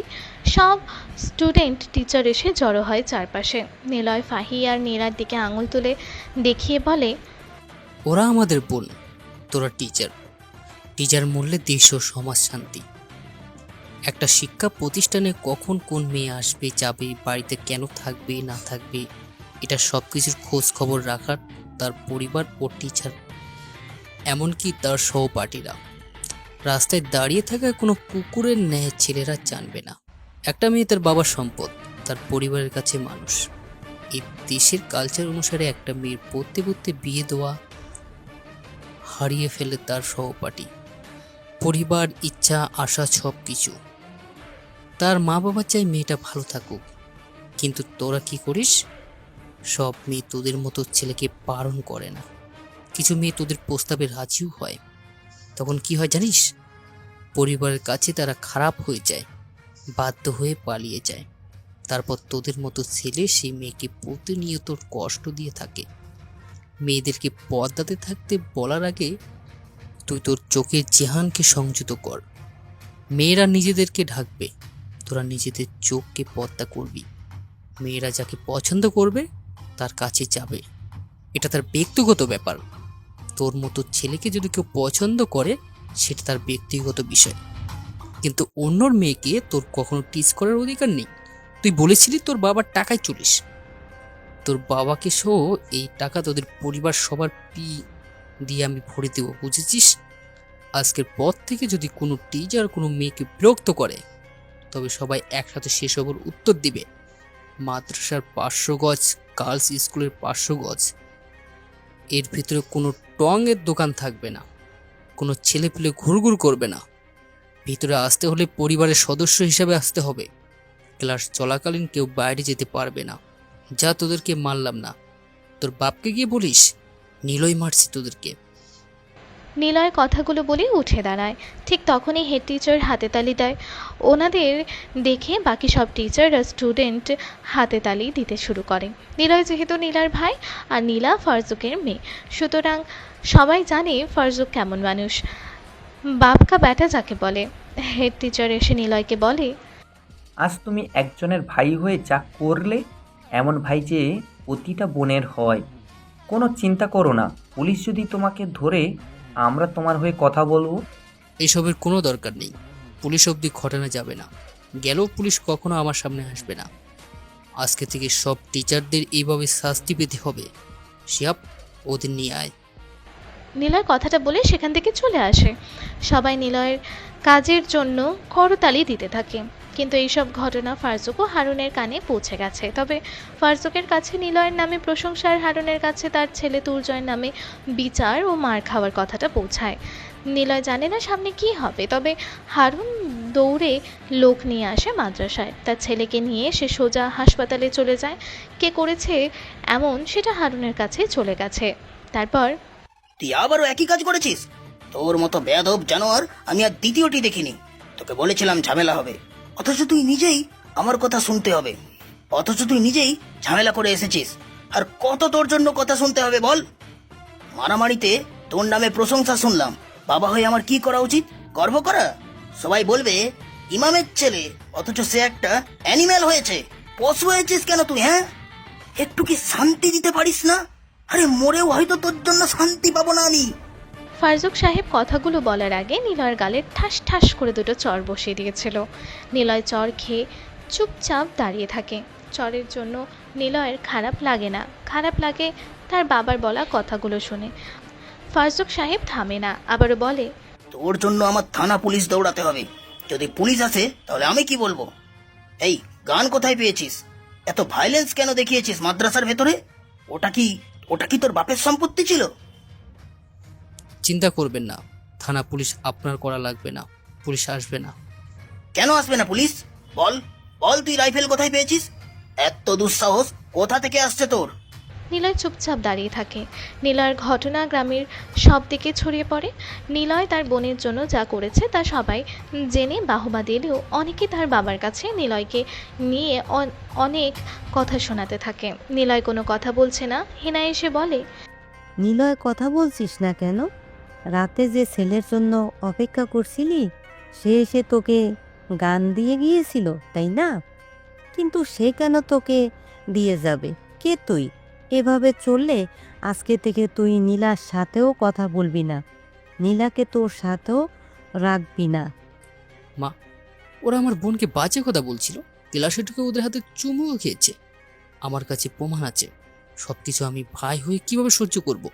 বোন যতই খারাপ হোক, একটা ভাইয়ের সামনে তার বোনকে নিয়ে বাজে কথা কোনো ভাই শুনতে পারবে না। আমি পারি না মা, আমি তো বলেছি তোমাদের কোনো সমস্যা হবে না।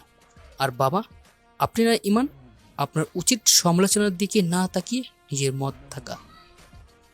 আপনি আগে দেখুন আমার জন্য আপনার কোনো সমস্যা হচ্ছে কিনা। আমি আলমের ঘরে জালিম তৈরি হয়নি বাবা, জালিমদেরকে মারতে গিয়েছিলাম। এটা গ্রাম না, এটা গ্রাম না হলে যদি আমার এরিয়া হতো, কসম ওদের জানাজের জন্য তোমাকে ডাকতে আসতো। নিলয় কথাগুলো বলে বাড়ি থেকে বের হয়ে যায়। ঘটনা বিরাট হলেও নিলয়ের বাবার কাছে কোনো বাজে খবর আসেনি। না কোনো থানা থেকে পুলিশ এসেছে বাড়িতে, আর না কোনো ব্যক্তি এসে হুমকি দিয়ে গেছে। তবুও ফারজুক সাহেব লোকের কথার চিন্তা করছে, পরিবারের মান সম্মানের চিন্তা করছে। ইমামের ছেলে হয়ে সে এতটা ডেঞ্জারাস অমানসিক কাজ কিভাবে করে?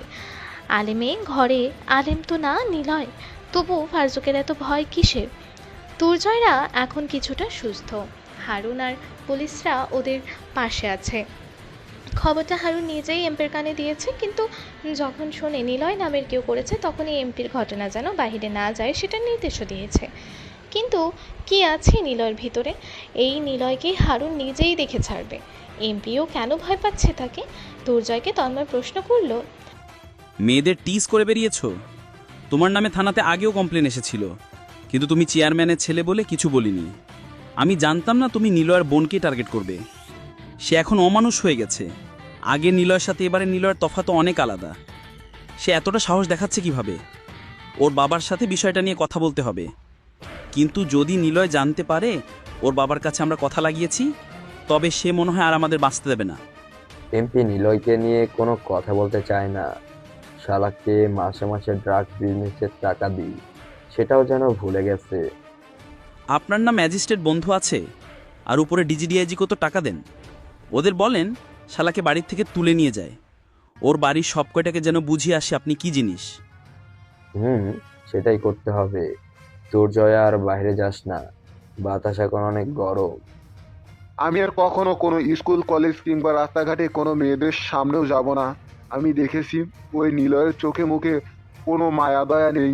এবার ছেড়ে দিয়েছে শুধু তোমাকে বোঝানোর জন্য, কিন্তু এর পরের বার আমাকে সে পেলে মেরেই ফেলবে। আমি আজ থেকে মেয়ে দেখলেই সালাম দেব। হারুন আর তন্ময় দুর্জয় দিকে তাকিয়ে থাকে। দুর্জয় ভয় পেয়েছে। হারুন বাহিরে আসে, ফোন বের করে, ম্যাজিস্ট্রেটকে কল দেয় সে। কিছু সময় বাজার পর ম্যাজিস্ট্রেট ফোন রিসিভ করলো। হ্যালো বন্ধু, আমি হারুন বলছি, চেয়ারম্যান। আরে বন্ধু, বুঝেছি তো, হঠাৎ এই সময় কল, কি হয়েছে? আর বলিস না, নিলয় নামের একটা ছেলে আমার ছেলেকে মেরে হাসপাতালে পাঠিয়েছে। পুলিশ দিয়েও কাজ হচ্ছে না। শালা খুবই হারামি। কি নাম বললি? নিলয়? মানে নিলয় স্যার? সুঠাম দেহ, চুল ছোট, মুখে কোনো দাড়ি নেই, এমন? হ্যাঁ, চিনিস তুই? ফোন রাখ, এ বিষয়ে আর কল দিবি না। তোর ছেলে নিশ্চয়ই কিছু করেছে, না হলে উনি কখনো তোর ছেলেকে কিছু বলতো না। উনি একটা পিঁপড়াকেও মারেন না। তার মানে তোর ছেলে অবশ্যই ভালো না। আমি আমার চাকরি হারাতে চাই না, আর বেশি ভেবেও তুই সময় নষ্ট করিস না। তোর ছেলে বেঁচে থাকলে আপাতত কাহিনীটা এখানেই শেষ কর। তোর ছেলে আর চেয়ারম্যান এসব নিয়েই থাক এখন। ভিতরে যাস না, ফোন দিবি না আর এসব কোনো বিষয় নিয়ে।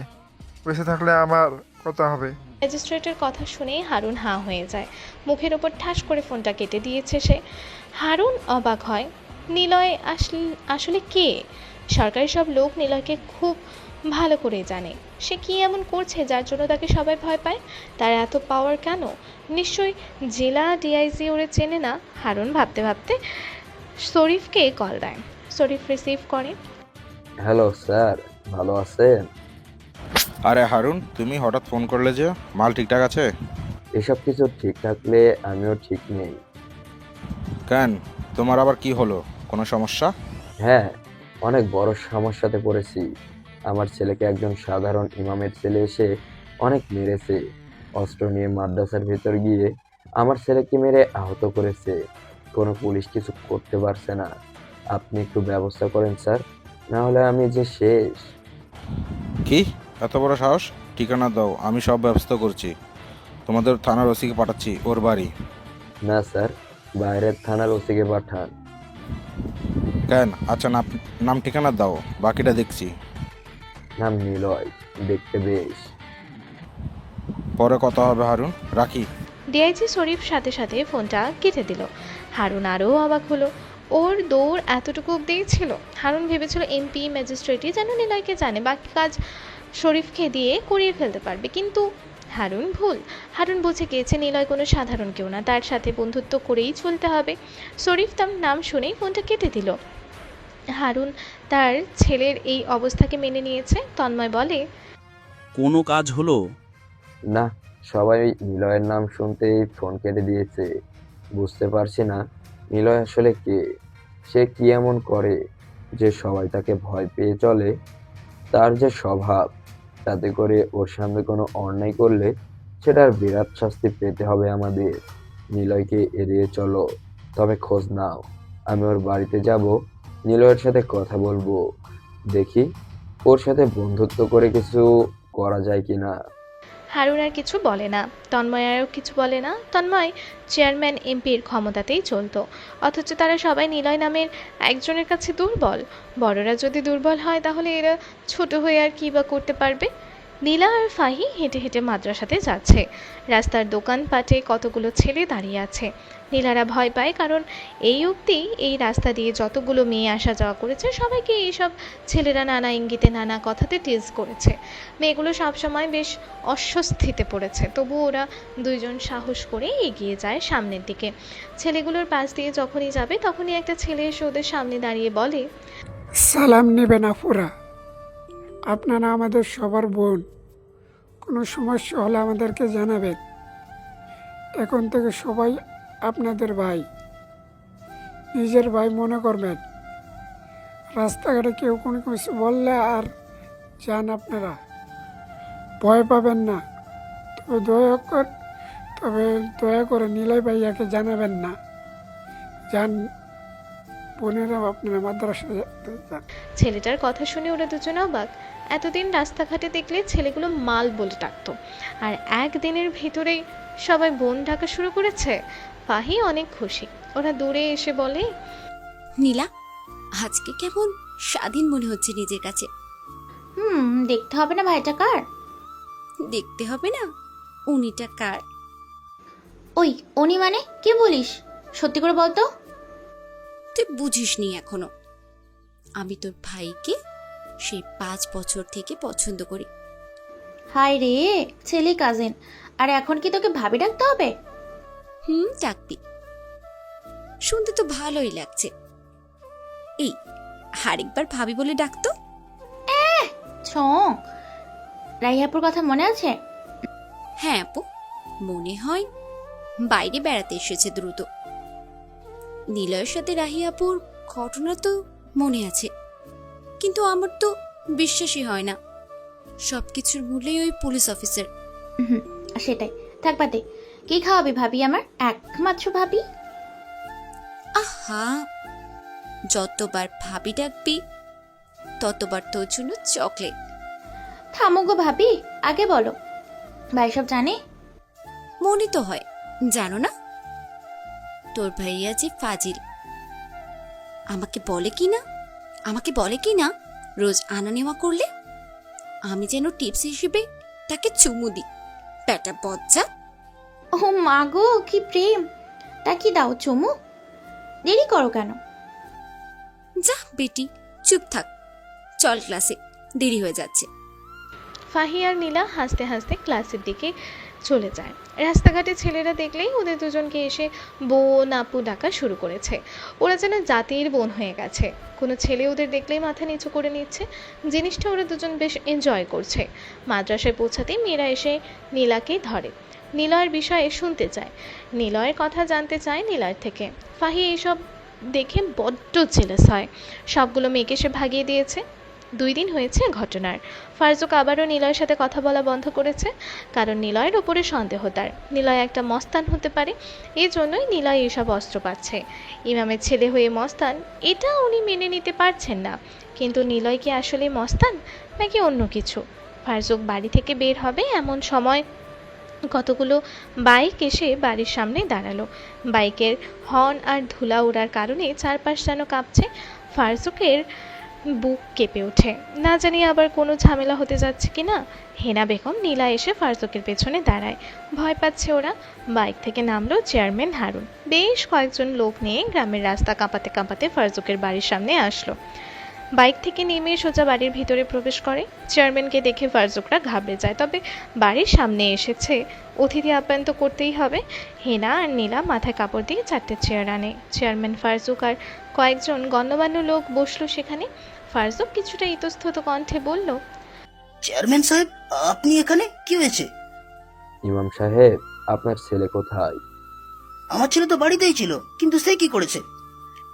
জানেন না কি করেছে? হ্যাঁ, মানে শুনেছি আপনার ছেলেকে সে মেরে হসপিটালে পাঠিয়েছে। আমি আসলে জানতাম না নিলয় এমন করবে। আমি ওকে কখনো এমন শিক্ষা দিইনি।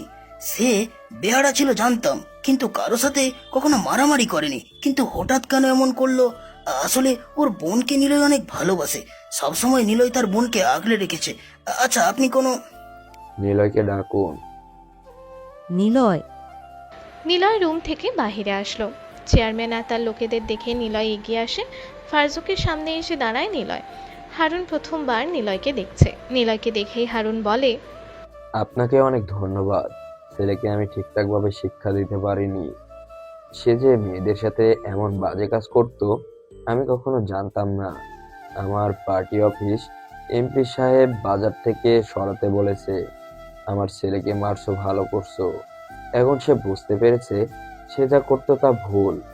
ফারজুক সাহেব, আপনার ছেলে যেন প্রতিটা ঘরে হয়, তাহলে কেউ কখনো কোনো মেয়েকে বিরক্ত করবে না। আপনার গর্ব করা উচিত। আপনি কি এসবের জন্য এখানে এসেছেন?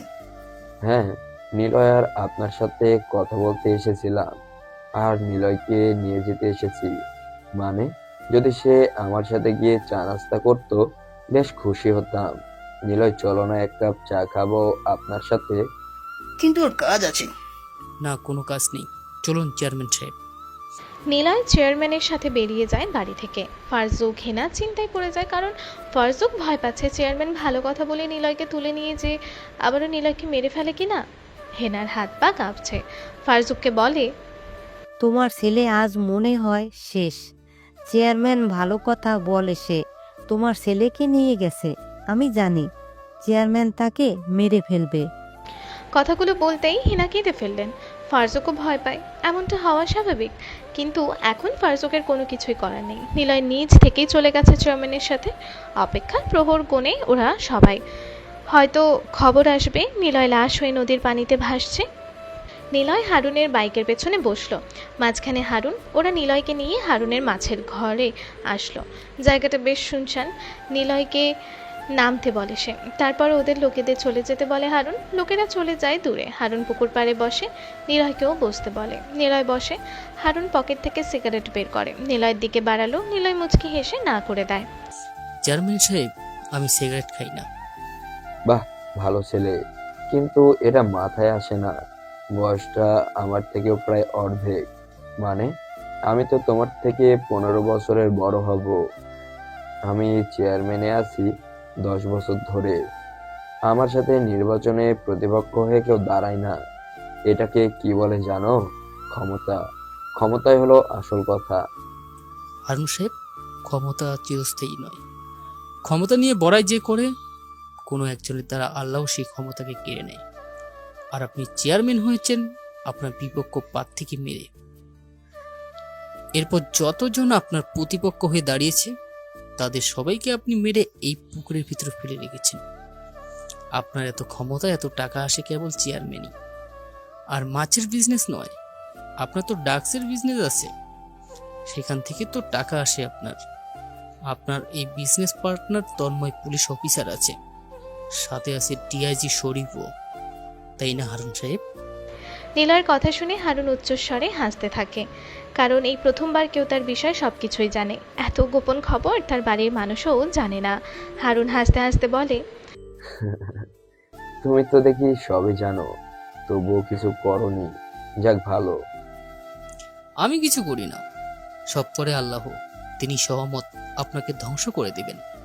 বলতে পারেন সেই ধ্বংস শুরু হয়েছে আপনার ছেলের দ্বারা। আপনার ছেলেকে প্রথম দিন বুঝিয়েছিলাম, সে আপনার পাওয়ার দিকেই ছিল। আমার ভালো লাগে না কেউ অন্যের পাওয়ার দেখা। আমার অমুক ভাই আছে, তমুক বাবা আছে, অমুক নেতা আছে, এসব কথা শুনতে ভালো লাগে না। আপনার ছেলেকে তবুও ঘটনা দিন বুঝিয়েছি, শুনুনি, শাস্তিটা ওর প্রাপ্য ছিল, সে ওটা পেয়েছে। এখন কেন আমাকে নিয়ে এসেছেন এখানে? তুমি আসলে কে? তোমাকে নিয়ে আমি যেখানেই ফোন করি তোমার নাম শুনলেই ফোন কেটে দেয়, আমাকে নোটিশ দেয় যেন তোমার টপিক নিয়ে আর না ঘাঁটি। কিন্তু কেন? তুমি কি এমন করো যেটার জন্য সহকারী অফিসাররা ভয় পায়? বাড়িতে সবাই চিন্তা করছে নিলয়ের নাম্বারটাও কারো কাছে নেই। নিলয় যদি মার্ডার হয় তাহলে পুলিশের কাছে গেলেও লাভ হবে না, কারণ তন্ময় অমানুষ। কিভাবে নিলয়কে খুঁজবে? কিভাবে নিলয়ের কিছু হলে তারা সঠিক বিচার পাবে?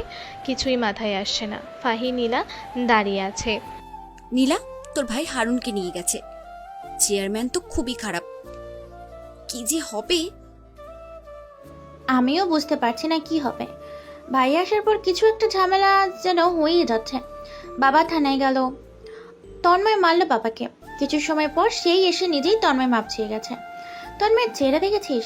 তন্ময়ের গালের চড়ের দাগ ছিল। এরপর আমাদের ঘটনাটা দেখ। ভাইয়া জানলো আমাদের কেউ না কেউ বিরক্ত করে।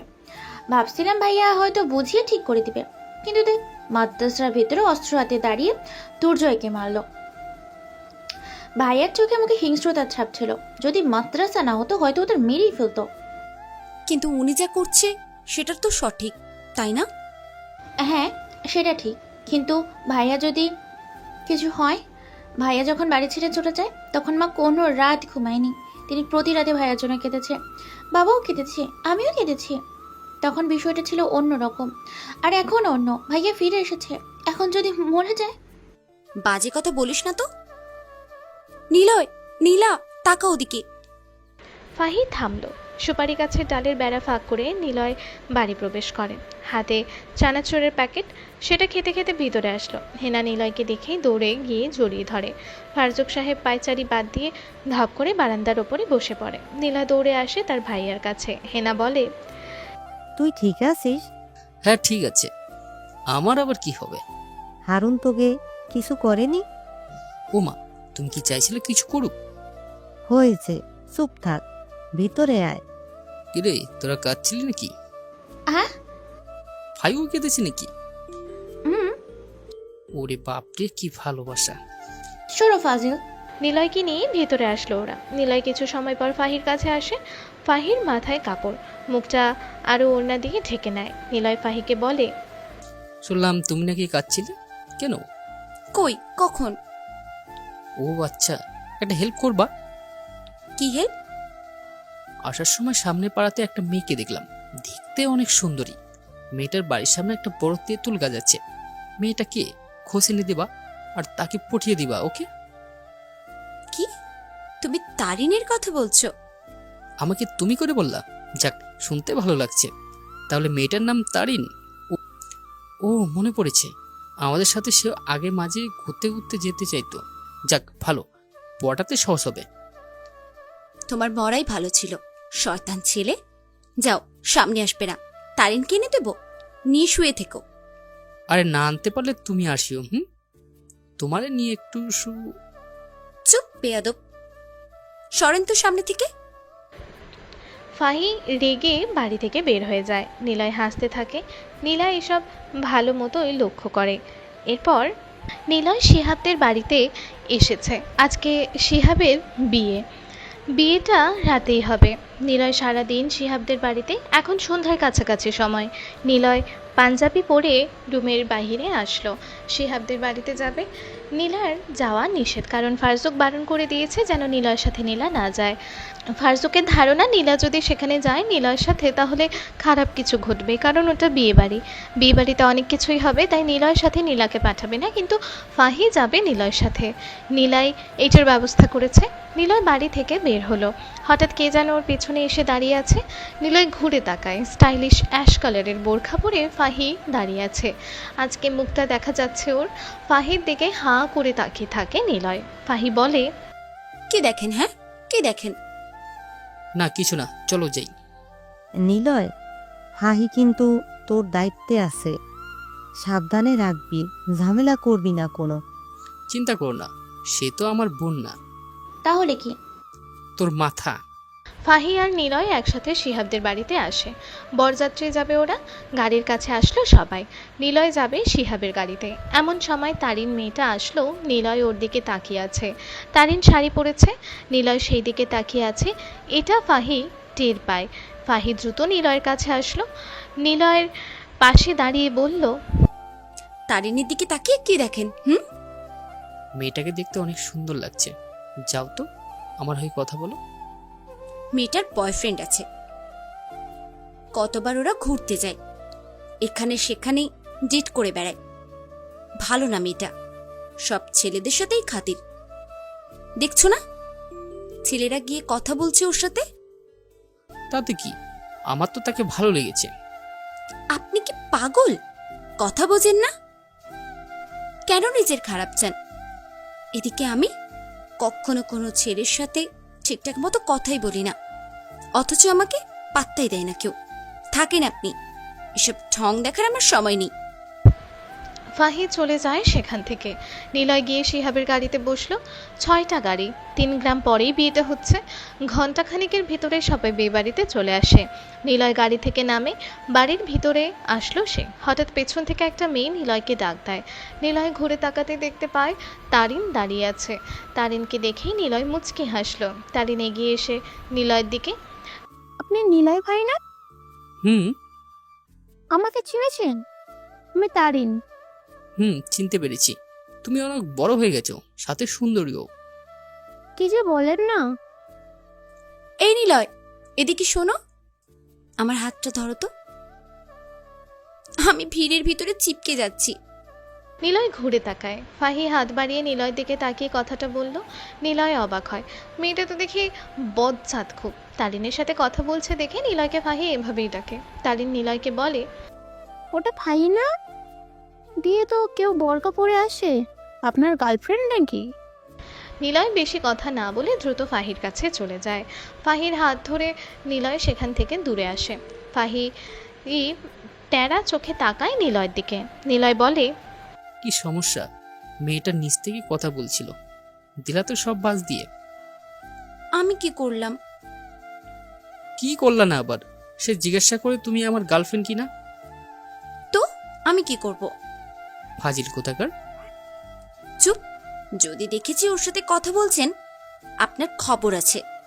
নিলয় আর কিছু বলল না। এভাবে বেশ কিছু সময় চলে যায়। ফাহি সবসময় নিলয়ের সাথে সাথে থাকছে। আর তারিন অবশ্য কয়েকবার ডেকেছে নিলয়কে, কিন্তু ফাহি গেছে তার কাছে। নিলয় তো এটাই চেয়েছিল, ফাহি তাকে ভালোবাসে কিনা। নিলয় এটা দেখার জন্যই এমন করেছে। রাত 11টার দিকে বিয়ের কাজ সম্পন্ন হয়ে যায়। সবাই গাড়িতে উঠে বসলো। এবার ফাহির সাথে নিলয় বসেছে, সবাই এক গাড়িতে গেছে। ফাহির বেশ ঘুম পাচ্ছে। সে নিলয়ের কাঁধে মাথা রাখে। নিলয় ফাহির দিকে তাকায়। মেয়েটাকে বোরখা দিয়ে বেশি সুন্দর লাগে। নিলয় এক হাত দিয়ে ফাহির মাথা ধরে রাখে, যেন কাঁধ থেকে না সরে যায়। ফাহির সেটা বুঝতে পেরে নিলয়ের হাতের ফাঁক দিয়ে নিলয়ের এক হাত জড়িয়ে ধরে। নিলয় ফিসফিস করে বলে, এসব কি হচ্ছে? সবাই যদি দেখে কি ভাববে? কেউ দেখবে না, সবাই ক্লান্ত এখন, আর গাড়ির ভিতরেও অন্ধকার।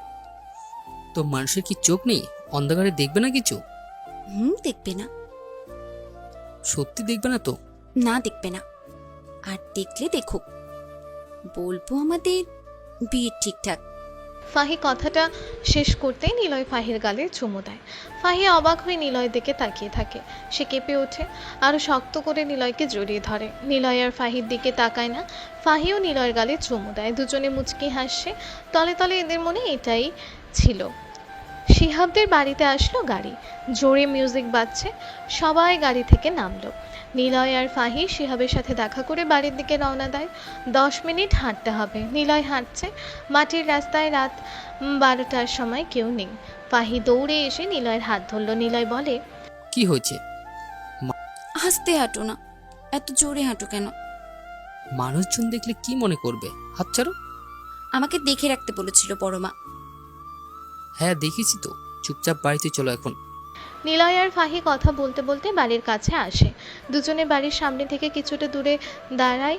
ফাহি নিলয়ের হাত ধরে রেখেছে। নিলয় বলে, আমাদের বিষয়ে এখন কাউকে কিছু বলার দরকার নেই। আচ্ছা, বলবো না। চলো বাড়িতে। নিলয় পুরো কথাটা শেষ করতে পারে না, এমন সময় জোরে একটি ব্লাস্ট হয়। নিলয় আর ফাহির ছিটকে পড়ে দূরে। ফাহি তখনও নিলয়ের হাত ধরে আছে। ফাহির সারা গায়ে কালো ধোঁয়া এসে লাগে। নিলয়ের চোখে মুখেও একই অবস্থা। দূরে ছিটকে পড়তেই দুজনের মাথা কিছুটা ফাটছে। নিলয় উঠে বসে ফাহিকে বলে, ঠিক আছে তুমি? নিলয়, ওদিকে। ফাহি হাত উঁচু করে সামনের দিকে তাকাতে বলে। ওরা দুজন দেখে ওদের দুটো বাড়ি আর নেই।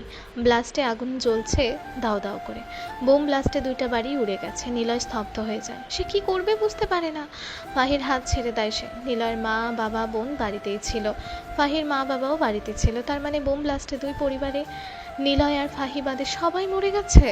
নিলয় ফাহির হাত ছেড়ে দিয়ে বাড়ির দিকে এগিয়ে যেতে থাকে। হঠাৎ কতগুলো হাত নিলয়কে পেছন থেকে টেনে ধরে। শিহাব দৌড়ে এসেছে। ওর গায়ে এখনো বিয়ের পাঞ্জাবি। নিলয়কে ওরা সবাই শক্ত করে ধরে। নিলয় বলে, নীলা, মা বাবা ছাড়ো আমাকে। নিলয়, ভিতরে আগুন, যাস না। যেভাবে ব্লাস্ট হয়েছে বাড়ির ভিতরে থাকা সবাই এতক্ষণে হয়তো। ছাড় আমাকে, ওরা বেঁচে আছে, ওদেরকে বের করতে হবে। নিলয়, অনেক আগুন, মরে যাবি তুই। আমি বেঁচে থেকে কি করব? নিলয়কে সবাই ধরে রাখে। ওদিকে ফাহি জ্ঞান হারিয়েছে। কয়েক মিনিটের ভিতরে দুইটা বাড়ি পুড়ে ছাই হয়ে যায়। গ্রামের অনেকে পানি নিয়ে নেভানোর চেষ্টা করেও কাজ হয়নি। সকাল হয়েছে। ফাহি নিলয় রাস্তার পাশে বসে আছে, সাথে শিহাব আরও কয়েকজন বসা। গ্রামের মেম্বার হারুনও এসেছে দেখতে। সকাল 7টা বাজে। হঠাৎ গ্রামে কতগুলো গাড়ি প্রবেশ করলো। পুলিশ, র্যাব, সেনাবাহিনী, বোম স্পেশালিস্ট টিম, দমকল বাহিনী, আনসার বাহিনী। পুরো গ্রাম বাড়ির ধুলো আর হর্নে থেমে যায়। পুরো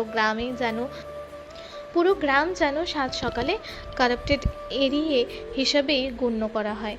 কেউ গ্রাম থেকে বাহিরে যেতে পারবে না। প্রতিটা রাস্তার মোড়ে সেনাবাহিনী গার্ড বসানো হয়েছে। গাড়ি থেকে বড় বড় অফিসার নামলো একদম কর্মী বাড়ির ভিতরে প্রবেশ করে লাশ উদ্ধার করার জন্য। নিলয়ের পাশে এসে অর্ক দাঁড়ায়। অর্ক স্যালিউট দিয়ে বলে, নিলয় স্যার, আপনার ফোন হ্যাক হয়েছিল। আমি জানতে পেরেছি মাঝরাতে, তখন বোম ব্লাস্টের খবর জেনেছি। শুধু আপনার ফোন নয়, আপনার বাড়িতে থাকা সবার ফোন হ্যাক করে বোমা ব্লাস্ট করা হয়েছে। প্রাথমিক ধারণা সেটাই বলছে। নিলয়কে পুলিশ, র্যাব, সেনাবাহিনী সবাই ঘিরে রেখেছে। সবাই নিলয়কে স্যালিউট করছে। নিলয় কারো দিকেই তাকাচ্ছে না। নিলয় চুপচাপ মাথা নিচু করে বসা। চোখ দিয়ে এখন কোনো পানি বের হচ্ছে না। হঠাৎ করে কে বা কারা তার বাড়িতে বোম ব্লাস্ট করলো? গ্রামের মানুষ নিলয়ের ক্ষমতা দেখে অবাক হয়ে গেছে। সামান্য একজন ছেলে, অথচ গ্রামে তার জন্য এত এত বাহিনী। নিলয় যেন কোনো একজন বড় ব্যক্তি হবে। তারপর 10 জনের একটা টিম দুই বাড়ির ভিতরে প্রবেশ করে। নিলয় এখনও কারোর সাথে কথা বলেনি। সে চুপচাপ মাটিতে বসে আছে। চোখে যেন নিলয়ের পানি নেই, তবে চোখ দুটো টকটকে লাল হয়ে আছে। বেশ কিছু সময় খোঁজার পর নিলয়ের বাড়ি থেকে একজনের লাশ বের করে আনে। আধা পোড়া লাশ। সেটা নীলার লাশ। নিলয় দৌড়ে যায় সেদিকে। নীলার বুক অবধি পুড়েছে। এক পায়ে ওর নূপুর ছিল। পা দেখেই বোঝা যায় এটা নীলার লাশ। নিলয় তার বোনের লাশের দিকে এক দৃষ্টিতে তাকিয়ে থাকে। চোখের পানি যেন নিলয়ের শুকিয়ে গেছে, বেরই হচ্ছে না। আরও কিছু সময় পর ফাহির মা বাবার লাশ একসাথে বের করা হয়। ফাহি আরও যেন পাগল হয়ে যায়। ওদের লাশ দেখে ফাহি আবারও জ্ঞান হারায়। একটু পর হেনার লাশ বের করে আনে দুজন। নিলয় হেনার কাছে যায়। হেনার মুখের দিকে তাকিয়ে থাকে। নিলয় তার মায়ের হাত ধরল। সবাই এসে নিলয়কে সামলাতে থাকে। আরও বেশ কিছু সময় খোঁজ চলল। ফারজুকের লাশ পাওয়া গেছে জায়নামাজের সাথে সাথে কোরআন শরীফও আছে। লাশটা সেইভাবে পড়েনি, তবে মারা গিয়েছেন তিনি। কোরআন শরীফটা একদম অক্ষত অবস্থাতেই আছে। নিলয়ের সামনে তার পরিবারের 3 জনের লাশ আনা হলো। নিলয় লাশগুলোর দিকে তাকিয়ে থাকে। তারপর ওর মা বাবার হাত ধরে হঠাৎ করে জোরে চিৎকার করে ওঠে নিলয়। চিৎকার করতে করতে নিলয় বলে, মা বাবা, তোমরা আমাকে মাফ করে দাও। আমি তোমাদের পাশে থাকতে পারিনি। তোমাদেরকে আমার জন্য মরতে হলো। তোমরা জানতে পারলে তোমাদের ছেলে কি করে? তোমাদের ছেলে বাংলাদেশের সবার উপরের সেনাপ্রধান। তোমার ছেলের কথায় গোটা দেশে সেনাবাহিনী চলে, সব ফোর্স চলে। তোমরা জানতে পারলে না কিছুই। আমি যেদিন বাড়ি থেকে চলে যাই সেদিন ইচ্ছে ছিল বড় কিছু করে তবে ফিরবো। লাস্ট মিশনে আমি পদক পাই, প্রমোশন হিসেবে আমাকে গোটা দেশের সেনা প্রধান বানানো হয়, আর সাথে ছুটিও দেয় 4 মাসের। আমি সেই জন্য এসেছিলাম মা বাবা, তোমাদেরকে নিয়ে যেতে চেয়েছিলাম, কিন্তু কিছু হলো না। আমি বুঝতে পেরেছি তোমাদেরকে কে মেরেছে। কসম মা বাবা বোন, আমি ওদের সব কটাকে মেরে ফেলবো। বাবা, তুমি জানতে পারোনি আমাকে কেন বাড়ি থেকে তুমি বের করে দিয়েছিলে? আমি কিছু করিনি বাবা। তন্ময় আর রাহির সম্পর্ক ছিল। রাইকে প্রেগনেন্ট করে তন্ময় তাকে ছেড়ে দিয়েছিল। রাই সুইসাইড করতে যায়। আমি দেখি তাকে বাঁচানোর জন্য আমি বাগানের ভিতরে যাই। তাকে যখন জড়িয়ে ধরি গাছের সাথে দড়ি লাগানোর সময়, তখন তন্ময় সেসব ছবি তুলে। রাই কাঁদতে কাঁদতে আমাকে জড়িয়ে ধরে বলছিল, নিলয়, আমাকে ছেড়ে দে, আমি আর বাঁচতে চাই না। আমার পেটে বাচ্চা তন্ময়ের। আমি যখন ভার্সিটিতে পড়ি তখন থেকে তন্ময়ের সাথে আমার সম্পর্ক। সে আমাকে ভালোবাসার কথা বলে নানা জায়গাতে ঘুরতে নিয়ে যেত। আমি যেতাম আর সে তখন আমার কাছে আসতো। আমি বাধা দিতাম, সে ইমোশনালি ব্ল্যাকমেল করত। আমি রাজি হতাম। তারপর আমি এখন প্রেগনেন্ট। সে আমাকে বিয়ে করতে রাজি হয় না। আমি কি করব? আমার এখন মরতে হবে। আমার বাঁচার কোনো অধিকার নেই। আমি রাইকে জড়িয়ে রাখি। সবকিছু তন্ময় ছবি তুলে গ্রামের কয়েকজনকে ডেকে নিয়ে সেসব দেখায়। সবাই সেগুলো দেখে ভাবে আমার সাথে রাহির সম্পর্ক। আমার জন্য রাহি এই অবস্থা। রাতে বাগানে আমি আর সে খারাপ কাজ করছিলাম। সবাই যখন আমার নামে এসব বলতে থাকে, তোমরা সবাই সেগুলো বিশ্বাস করলে। রাহি এতবার বলেছিল নিলয় নির্দোষ, কিন্তু তন্ময় সবকিছু এমনভাবে দেখিয়েছিল, ছড়িয়েছিল যেন তন্ময় সব জানে, আর তোমরা সবাই সেসব বিশ্বাস করে নিয়েছিলে। বিচারে আমার শাস্তি হয়েছিল রাহিকে বিয়ে করার, কিন্তু রাহি জানিয়ে দেয় সে আমাকে বিয়ে করবে না, দরকার হলে সে মরে যাবে, তবুও আমাকে না। তারপর তুমি আমাকে বাড়ি থেকে বের করে দিলে। বাবা, চলে গিয়েছিলাম। এরপর অনেক কিছু ঘটে। আমি সেনাবাহিনীতে জয়েন্টের জন্য অনেক পরিশ্রম করি। ভাগ্য জুড়ে কিংবা মায়ের দোয়াতে উপরালায় চাই আমি চাকরিটা পেয়ে যাই। 5 বছর বহু মিশন কমপ্লিট করে আমি এই পদে আসছি, কিন্তু বাবা, তোমাদেরকে সাথে রাখতে পারলাম না। আমি খুব লজ্জিত। আমাকে দয়া করে মাফ করে দিও। কিন্তু তোমাদের যারা এই অবস্থা করেছে তাদের সবাইকে আমি মেরে ফেলবো। অর্ক, তন্ময়, হারুন, ওদের সব কটাকে তুলে নিয়ে আসো। আমি ওদের মেরে ফেলবো। নিলয়ের কথা শুনে সবাই চুপ হয়ে যায়। গ্রামে সবাই জানে নিলয়ের শত্রুতা ছিল তন্ময় আর হারুনের সাথে। ওরা দুজন কোথায়? লাস্ট ফরেনসিকের পরীক্ষা শেষে বিকাল 5 জনে জানাজা পড়ানো হয়। নিলয় কবরের পাশে বসে থাকে। নিলয়ের চোখ দিয়ে নীরব কান্না ঝরে পড়ছে, তবে সে চুপচাপ। বোমা ব্লাস্টের ওদের সবার মৃত্যু হয়েছে, আপাতত এটাই জানা গিয়েছে। নিলয় রেলিং ধরে বলে, ভালো থেকো তোমরা। জানি না তোমাদের কবরে কি হচ্ছে, তবে আল্লাহর কাছে ফরিয়াদ জানাই তোমাদের যেন জান্নাত নসিব করে। নিলয় ফিরে আসে বাড়িতে। সারাদিনে নিলয়ের ধ্বংসস্তূপ সরিয়ে সেখানে নতুন একটি বাড়ি বানিয়েও ফেলেছে সেনাবাহিনীর ছেলেরা। সেনা প্রধানের কাজ বলে কথা, 30 জন সেনাবাহিনী 2 রুমের 3 শিটের বাড়ি বানিয়ে ফেলেছে পুরো একদিনে। গ্রামের মানুষ শুধু হাঁ করে তাকিয়ে দেখছে ওদের কাজ। একদিকে ওরই বাহিনীর ছেলেরা কবর খুঁড়ছে, বাড়ির কাজও করছে। নিলয় নিজেই 5 জনের জানাজার নামাজ পড়িয়েছে। দাফন শেষ করতে করতে প্রায় রাত। এরই ভিতরে বাড়িও কমপ্লিট। নিলয় বাড়িতে এসে বসেছে। ঘরের ভিতর ফাহিয়ার রাহি কাঁদছে ফুপিয়ে ফুপিয়ে। গ্রামের কিছু মহিলারা 2 বোনকে সান্ত্বনা দিলেও সেটা কি আর সহ্য হয়?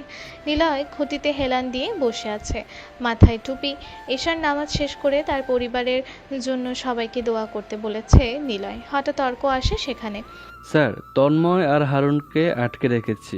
ওদের পাওয়া গেছে হারুনের মাঝের ঘেরাও যে বাড়িটা আছে সেখানে, ওখানে আটকে রেখেছি। নিলয় মাথা থেকে টুপি খুলল, বসা থেকে উঠে দাঁড়ায় সে। সারাদিনে নিলয় মাত্র একবার খেয়েছে, সেটা শিহাবি খাইয়ে দিয়েছিল। নিলয় উঠে দাঁড়িয়ে অর্ককে বলে, চলো সেখানে, স্পেশাল যে স্টিক আছে সেটা এনে দাও। Okay sir. কিন্তু স্যার, মাথায় আসছে না ওরা কিভাবে হ্যাক করলো আপনাদের ফোন। নিশ্চয়ই ওদের কোনো বড় হ্যাকার আছে, ওদের থেকেই জানা যাবে। নিলয় সেখান থেকে যাবার জন্য পা বাড়ায়। শিহাব নিলয়ের হাত টেনে ধরল। শিহাব এখন জানে নিলয় কি করে। শিহাব বুঝে গিয়েছে হারুন আর তন্ময় মরলে কেউ খোঁজও করবে না। শিহাব হাত ধরে নিলয়কে বলে, নিলয়, যা করবি একটু ভেবে করিস। তোর জন্য এখন চিন্তা হয়। আমি জানি এখন তোর মাথায় কি চলছে, তবুও তোর জন্য ভয় করছে। সাবধানে করিস যা করবি। তুই বাড়িতে যা, নতুন বিয়ে করেছিস, আমার জন্য তোর আনন্দগুলো নষ্ট হলো, চিন্তা করিস না। যা, ভাবির সাথে সময় কাটা। বউ তো চলে যাচ্ছে না, তুই আমার বন্ধু, আমার ভাই, দুজনে একসাথে কত কি করেছি। সেই নেংটু থাকতে তোর জন্য এতটুকু স্যাক্রিফাইস করতে পারবো না। আমি আছি এখানে, এদিকটা আমি সামলাচ্ছি। একটা মিলাদের ব্যবস্থা করেছি কালকে। থাক তবে, আমি গেলাম। অর্ক স্টিক দাও। নিলয় কথাটা বলেই বাইরে আসে।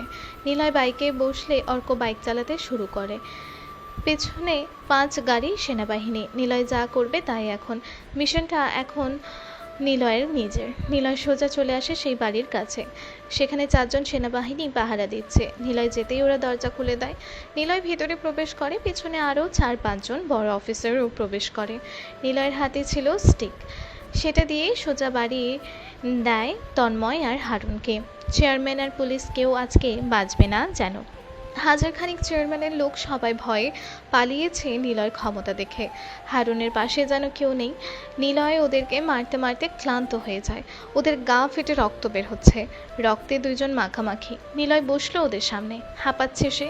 হারুন আর তন্ময় ব্যথা আর যন্ত্রণায় চিৎকার করছে। দুজনের গাল থেকে লাল সহ রক্ত বের হচ্ছে। নিলয় কিছু সময় জিরিয়ে নিয়ে বলল, কেন করলি তোরা এমন? আমার পরিবারকে সবাইকে মেরে ফেললি। আমার সাথে তোদের ঝামেলা, আমার সাথে যা ইচ্ছে করতি, কিন্তু তোরা কেন করলি আমার পরিবারের সাথে? তাদের দোষ কি? তারা তোদের কি ক্ষতি করেছিল? কেন মারলি তোরা? আমি তো তোদের পরিবারের কাউকে মেরে ফেলিনি। হারুনের ছেলেকে তো মেরে ফেলিনি, আহত করেছি, কিন্তু সে মরেনি। আর তন্ময়, তোর বাড়িতে একটা স্ত্রী আর সন্তান আছে, কই? তোর জন্য তো তাদেরকে আমি কিছু বলিনি। তাহলে কেন তোরা আমার বাবা মায়ের সাথে এমন করলি? জলদি জলদি অ্যান্সার দিবি, না হলে পরের দিন গ্রামে আরো 2 জন জানাজ করতে হবে, আর সেটা হবে তোদের জন্য। 10 সেকেন্ড ভাবতে সময় দিলাম। নিলয় কথাগুলো শেষ করতেই ওরা 2 জন নিলয়ের পা জড়িয়ে ধরে। পা জড়িয়ে ধরেই তন্ময় বলে, ভাই, বিশ্বাস করো, আমি তোর পরিবারকে মারিনি, বোম ব্লাস্ট আমি করিনি। কসম করে বলছি, আমরা এসব জানিও না। কখন কি হয়েছে লোকমুখেই শুনেছি, আমরা করিনি। হ্যাঁ নিলয়, আমি করিনি। আমি শুধু জানতে চেয়েছি তুমি কে বা তুমি কি করো, কেন তোমাকে বড় বড় লোকেরা চেনে, এটা জানার উদ্দেশ্য ছিল। বিশ্বাস করো, আমরা মারিনি। আমাদেরকে মেরো না, আমরা খারাপ মেনে নিচ্ছি, কিন্তু কখনো সত্য বলেছি আমরা কিছু করিনি। আমাদের ছেড়ে দাও। তোরা করিসনি, তাহলে কে মেরেছি? তোদের লোক, তাই না? সবটা আমাকে বল। তোমার পায়ে পড়ে বিশ্বাস করো, আমরা কিছু করিনি, আমরা জানি না। নিলয় আবারও মারতে যাবে, তখনই অর্ক পাশ থেকে বলে, স্যার, হ্যাক হয়েছিল ফোন। ধারণা করা হচ্ছে হ্যাকের মাধ্যমে ফোনে বোমার কোড পাঠানো হয়েছিল। ঘর বানানোর সময় নীলা আর আঙ্কেলের ফোন খুঁজে পাওয়া গেছে, যদিও ফোনের অবস্থা খারাপ। তাহলে করেছেটা কি? এমন সময় পকেটে থাকা নিলয়ের ফোন বেজে উঠল। পকেট থেকে সে ফোন বের করে, কিন্তু নাম্বারটা যেন অফিসিয়াল নাম্বার থেকে কল। 6টা 1 নাম্বারটি। নিলয় প্রথমে কেটে দেয়, অফিসের কল ভেবে। পরক্ষণে আবারও কল আসে। নিলয় আবারও কল কেটে দেয়। আবারও কল আসে সেম নাম্বার থেকে। নিলয় এবার রিসিভ করে। রিসিভ করতেই ওপাশ থেকে শোনা যায়, দুনিয়াতে সবচাইতে ভয়ঙ্কর 2 জন ব্যক্তি আছে। 1 নম্বর হলো আল্লাহর বিরোধী শয়তানি ইবলিশ, আর 2য় জন হলো হ্যাকার। হ্যাকারকে ধরা যায় না, ছোঁয়া যায় না, হ্যাকারকে অনুভব করা যায়। শয়তান যেমন খারাপ কাজে পাঠাতে মানুষকে মন্ত্রণা দেয়, তেমনি হ্যাকার সেই খারাপ কাজটা করতেই এগিয়ে যায়। নিলয় প্রথমে বুঝতে পারেনি কে কথা বলছে আর কি কথা বলছে। নিলয় চুপচাপ শুনতে থাকে। হঠাৎ আবার ওপাশ থেকে সে বলে, ভুল লোককে পিটাচ্ছ সেনাপ্রধান। ওরা তো এই গেমসে জাস্ট 2টো ন্যূনতম পিঁপড়া। পিঁপড়াকে মেরে কি হবে? আসো অ্যানাকন্ডাকে মারো।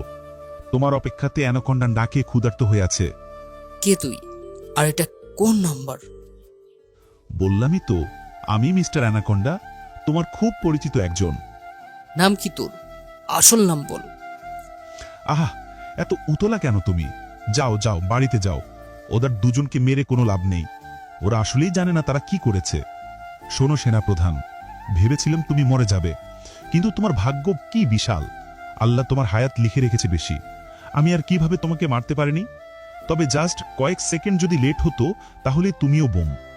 রাত 12টার পরে তোমার বোনের সিমে কল আসে, তার বয়ফ্রেন্ড কল দেয়, আর রিসিভ করতেই ব্লাস্ট হয়। সারাদিন ফোনে কল অফ করে দিয়েছিলাম। আমি জানতাম তুমি কখন ফিরবে বাড়িতে, এই জন্য কল অন করে দিই, আর সে সময় কল আসে। আমার মিশন সেখানেই লস্ট হয়। তবে তুমি যেহেতু বেঁচে আছো, তাহলে তোমার সাথে নতুন গেমস খেলা শুরু হবে। চলে আসো ঢাকাতে। গ্রামে আর কতদিন থাকবে? এত ছুটি কাটাতে হবে না। এই গেমসের তোমার প্রথম লেভেলটি হলো কিভাবে আমি বোম সেট আপ করেছি সেটা খুঁজে বের করা। আগে সেই লেভেল পার করো, তখন বুঝতে পারবে পরের লেভেল কি। শেষ লেভেল হলো আমি কে সেটা খুঁজে বের করা। এখনই যদি এটা করো তাহলে কখনোই সেটা খুঁজে পাবে না। তোমার সামনে আরো বড় কিছু অপেক্ষা করছে। Are you ready? কথাগুলো শেষ করতেই ফোনটা টুট টুট করে কেটে যায়। নিলয় ফোনটা হাতের সামনে ধরলো। নিলয়ের ফোনটাও হ্যাক হয়েছে। অর্ককে দেয় নিলয় ফোনটা। অর্ক বলে, আমার ফোনের হ্যাক ঠিক করে দিতে পারবে? এটা সামান্য কাজ, অবশ্যই পারবো। আচ্ছা চলো এখান থেকে। কিন্তু ওদেরকে কি করবেন? তোরা চলে যা, তোদেরকে যেন আমার সামনে না দেখি। ওরা কিছু করেনি, ছেড়ে দিলাম তোদেরকে। নিলয় কথাটা বলে বের হয়ে আসে রুম থেকে। হারুন আর তন্ময় ফ্লোরে শুয়ে কাঁদতে থাকে। তন্ময় বলে, আপনার জন্য সব হয়েছে। বলেছিলাম পাপ বেশি দিন অতিবাহিত হয় না, সেটা একবার না একবার দিন সামনে এসে তার ফল ভোগ করা লাগবেই। আর কখনো খারাপ কাজ করব না। যদি আজ মরেই যেতাম কি হতো? চলো হাসপাতালে যাই। ওরা দুজনও রুম থেকে বের হয়। তারপর নিলয় বাড়িতে বসে আছে। 5 জনের একটি টিম বানিয়েছে নিলয়, অর্ক, রাফাত, শুভ্র আর মিহান। অর্ক বলে, 12টার মধ্যেই বোমারটা সেট করা ছিল বাড়িতে, তবে সেটা আপনাদের বাড়ির ফোন কলের দ্বারাই সেট করা রাখা ছিল। কল রিসিভের মাধ্যমে সেটা ব্লাস্ট হয়। যে করেছে সে একজন দক্ষ হ্যাকার। আপনার শত্রুতা কাদের সাথে? আপনার ক্যারিয়ারের মিশন ছিল কি নিয়ে? সেখান থেকেই শত্রুতা তৈরি হয়েছে।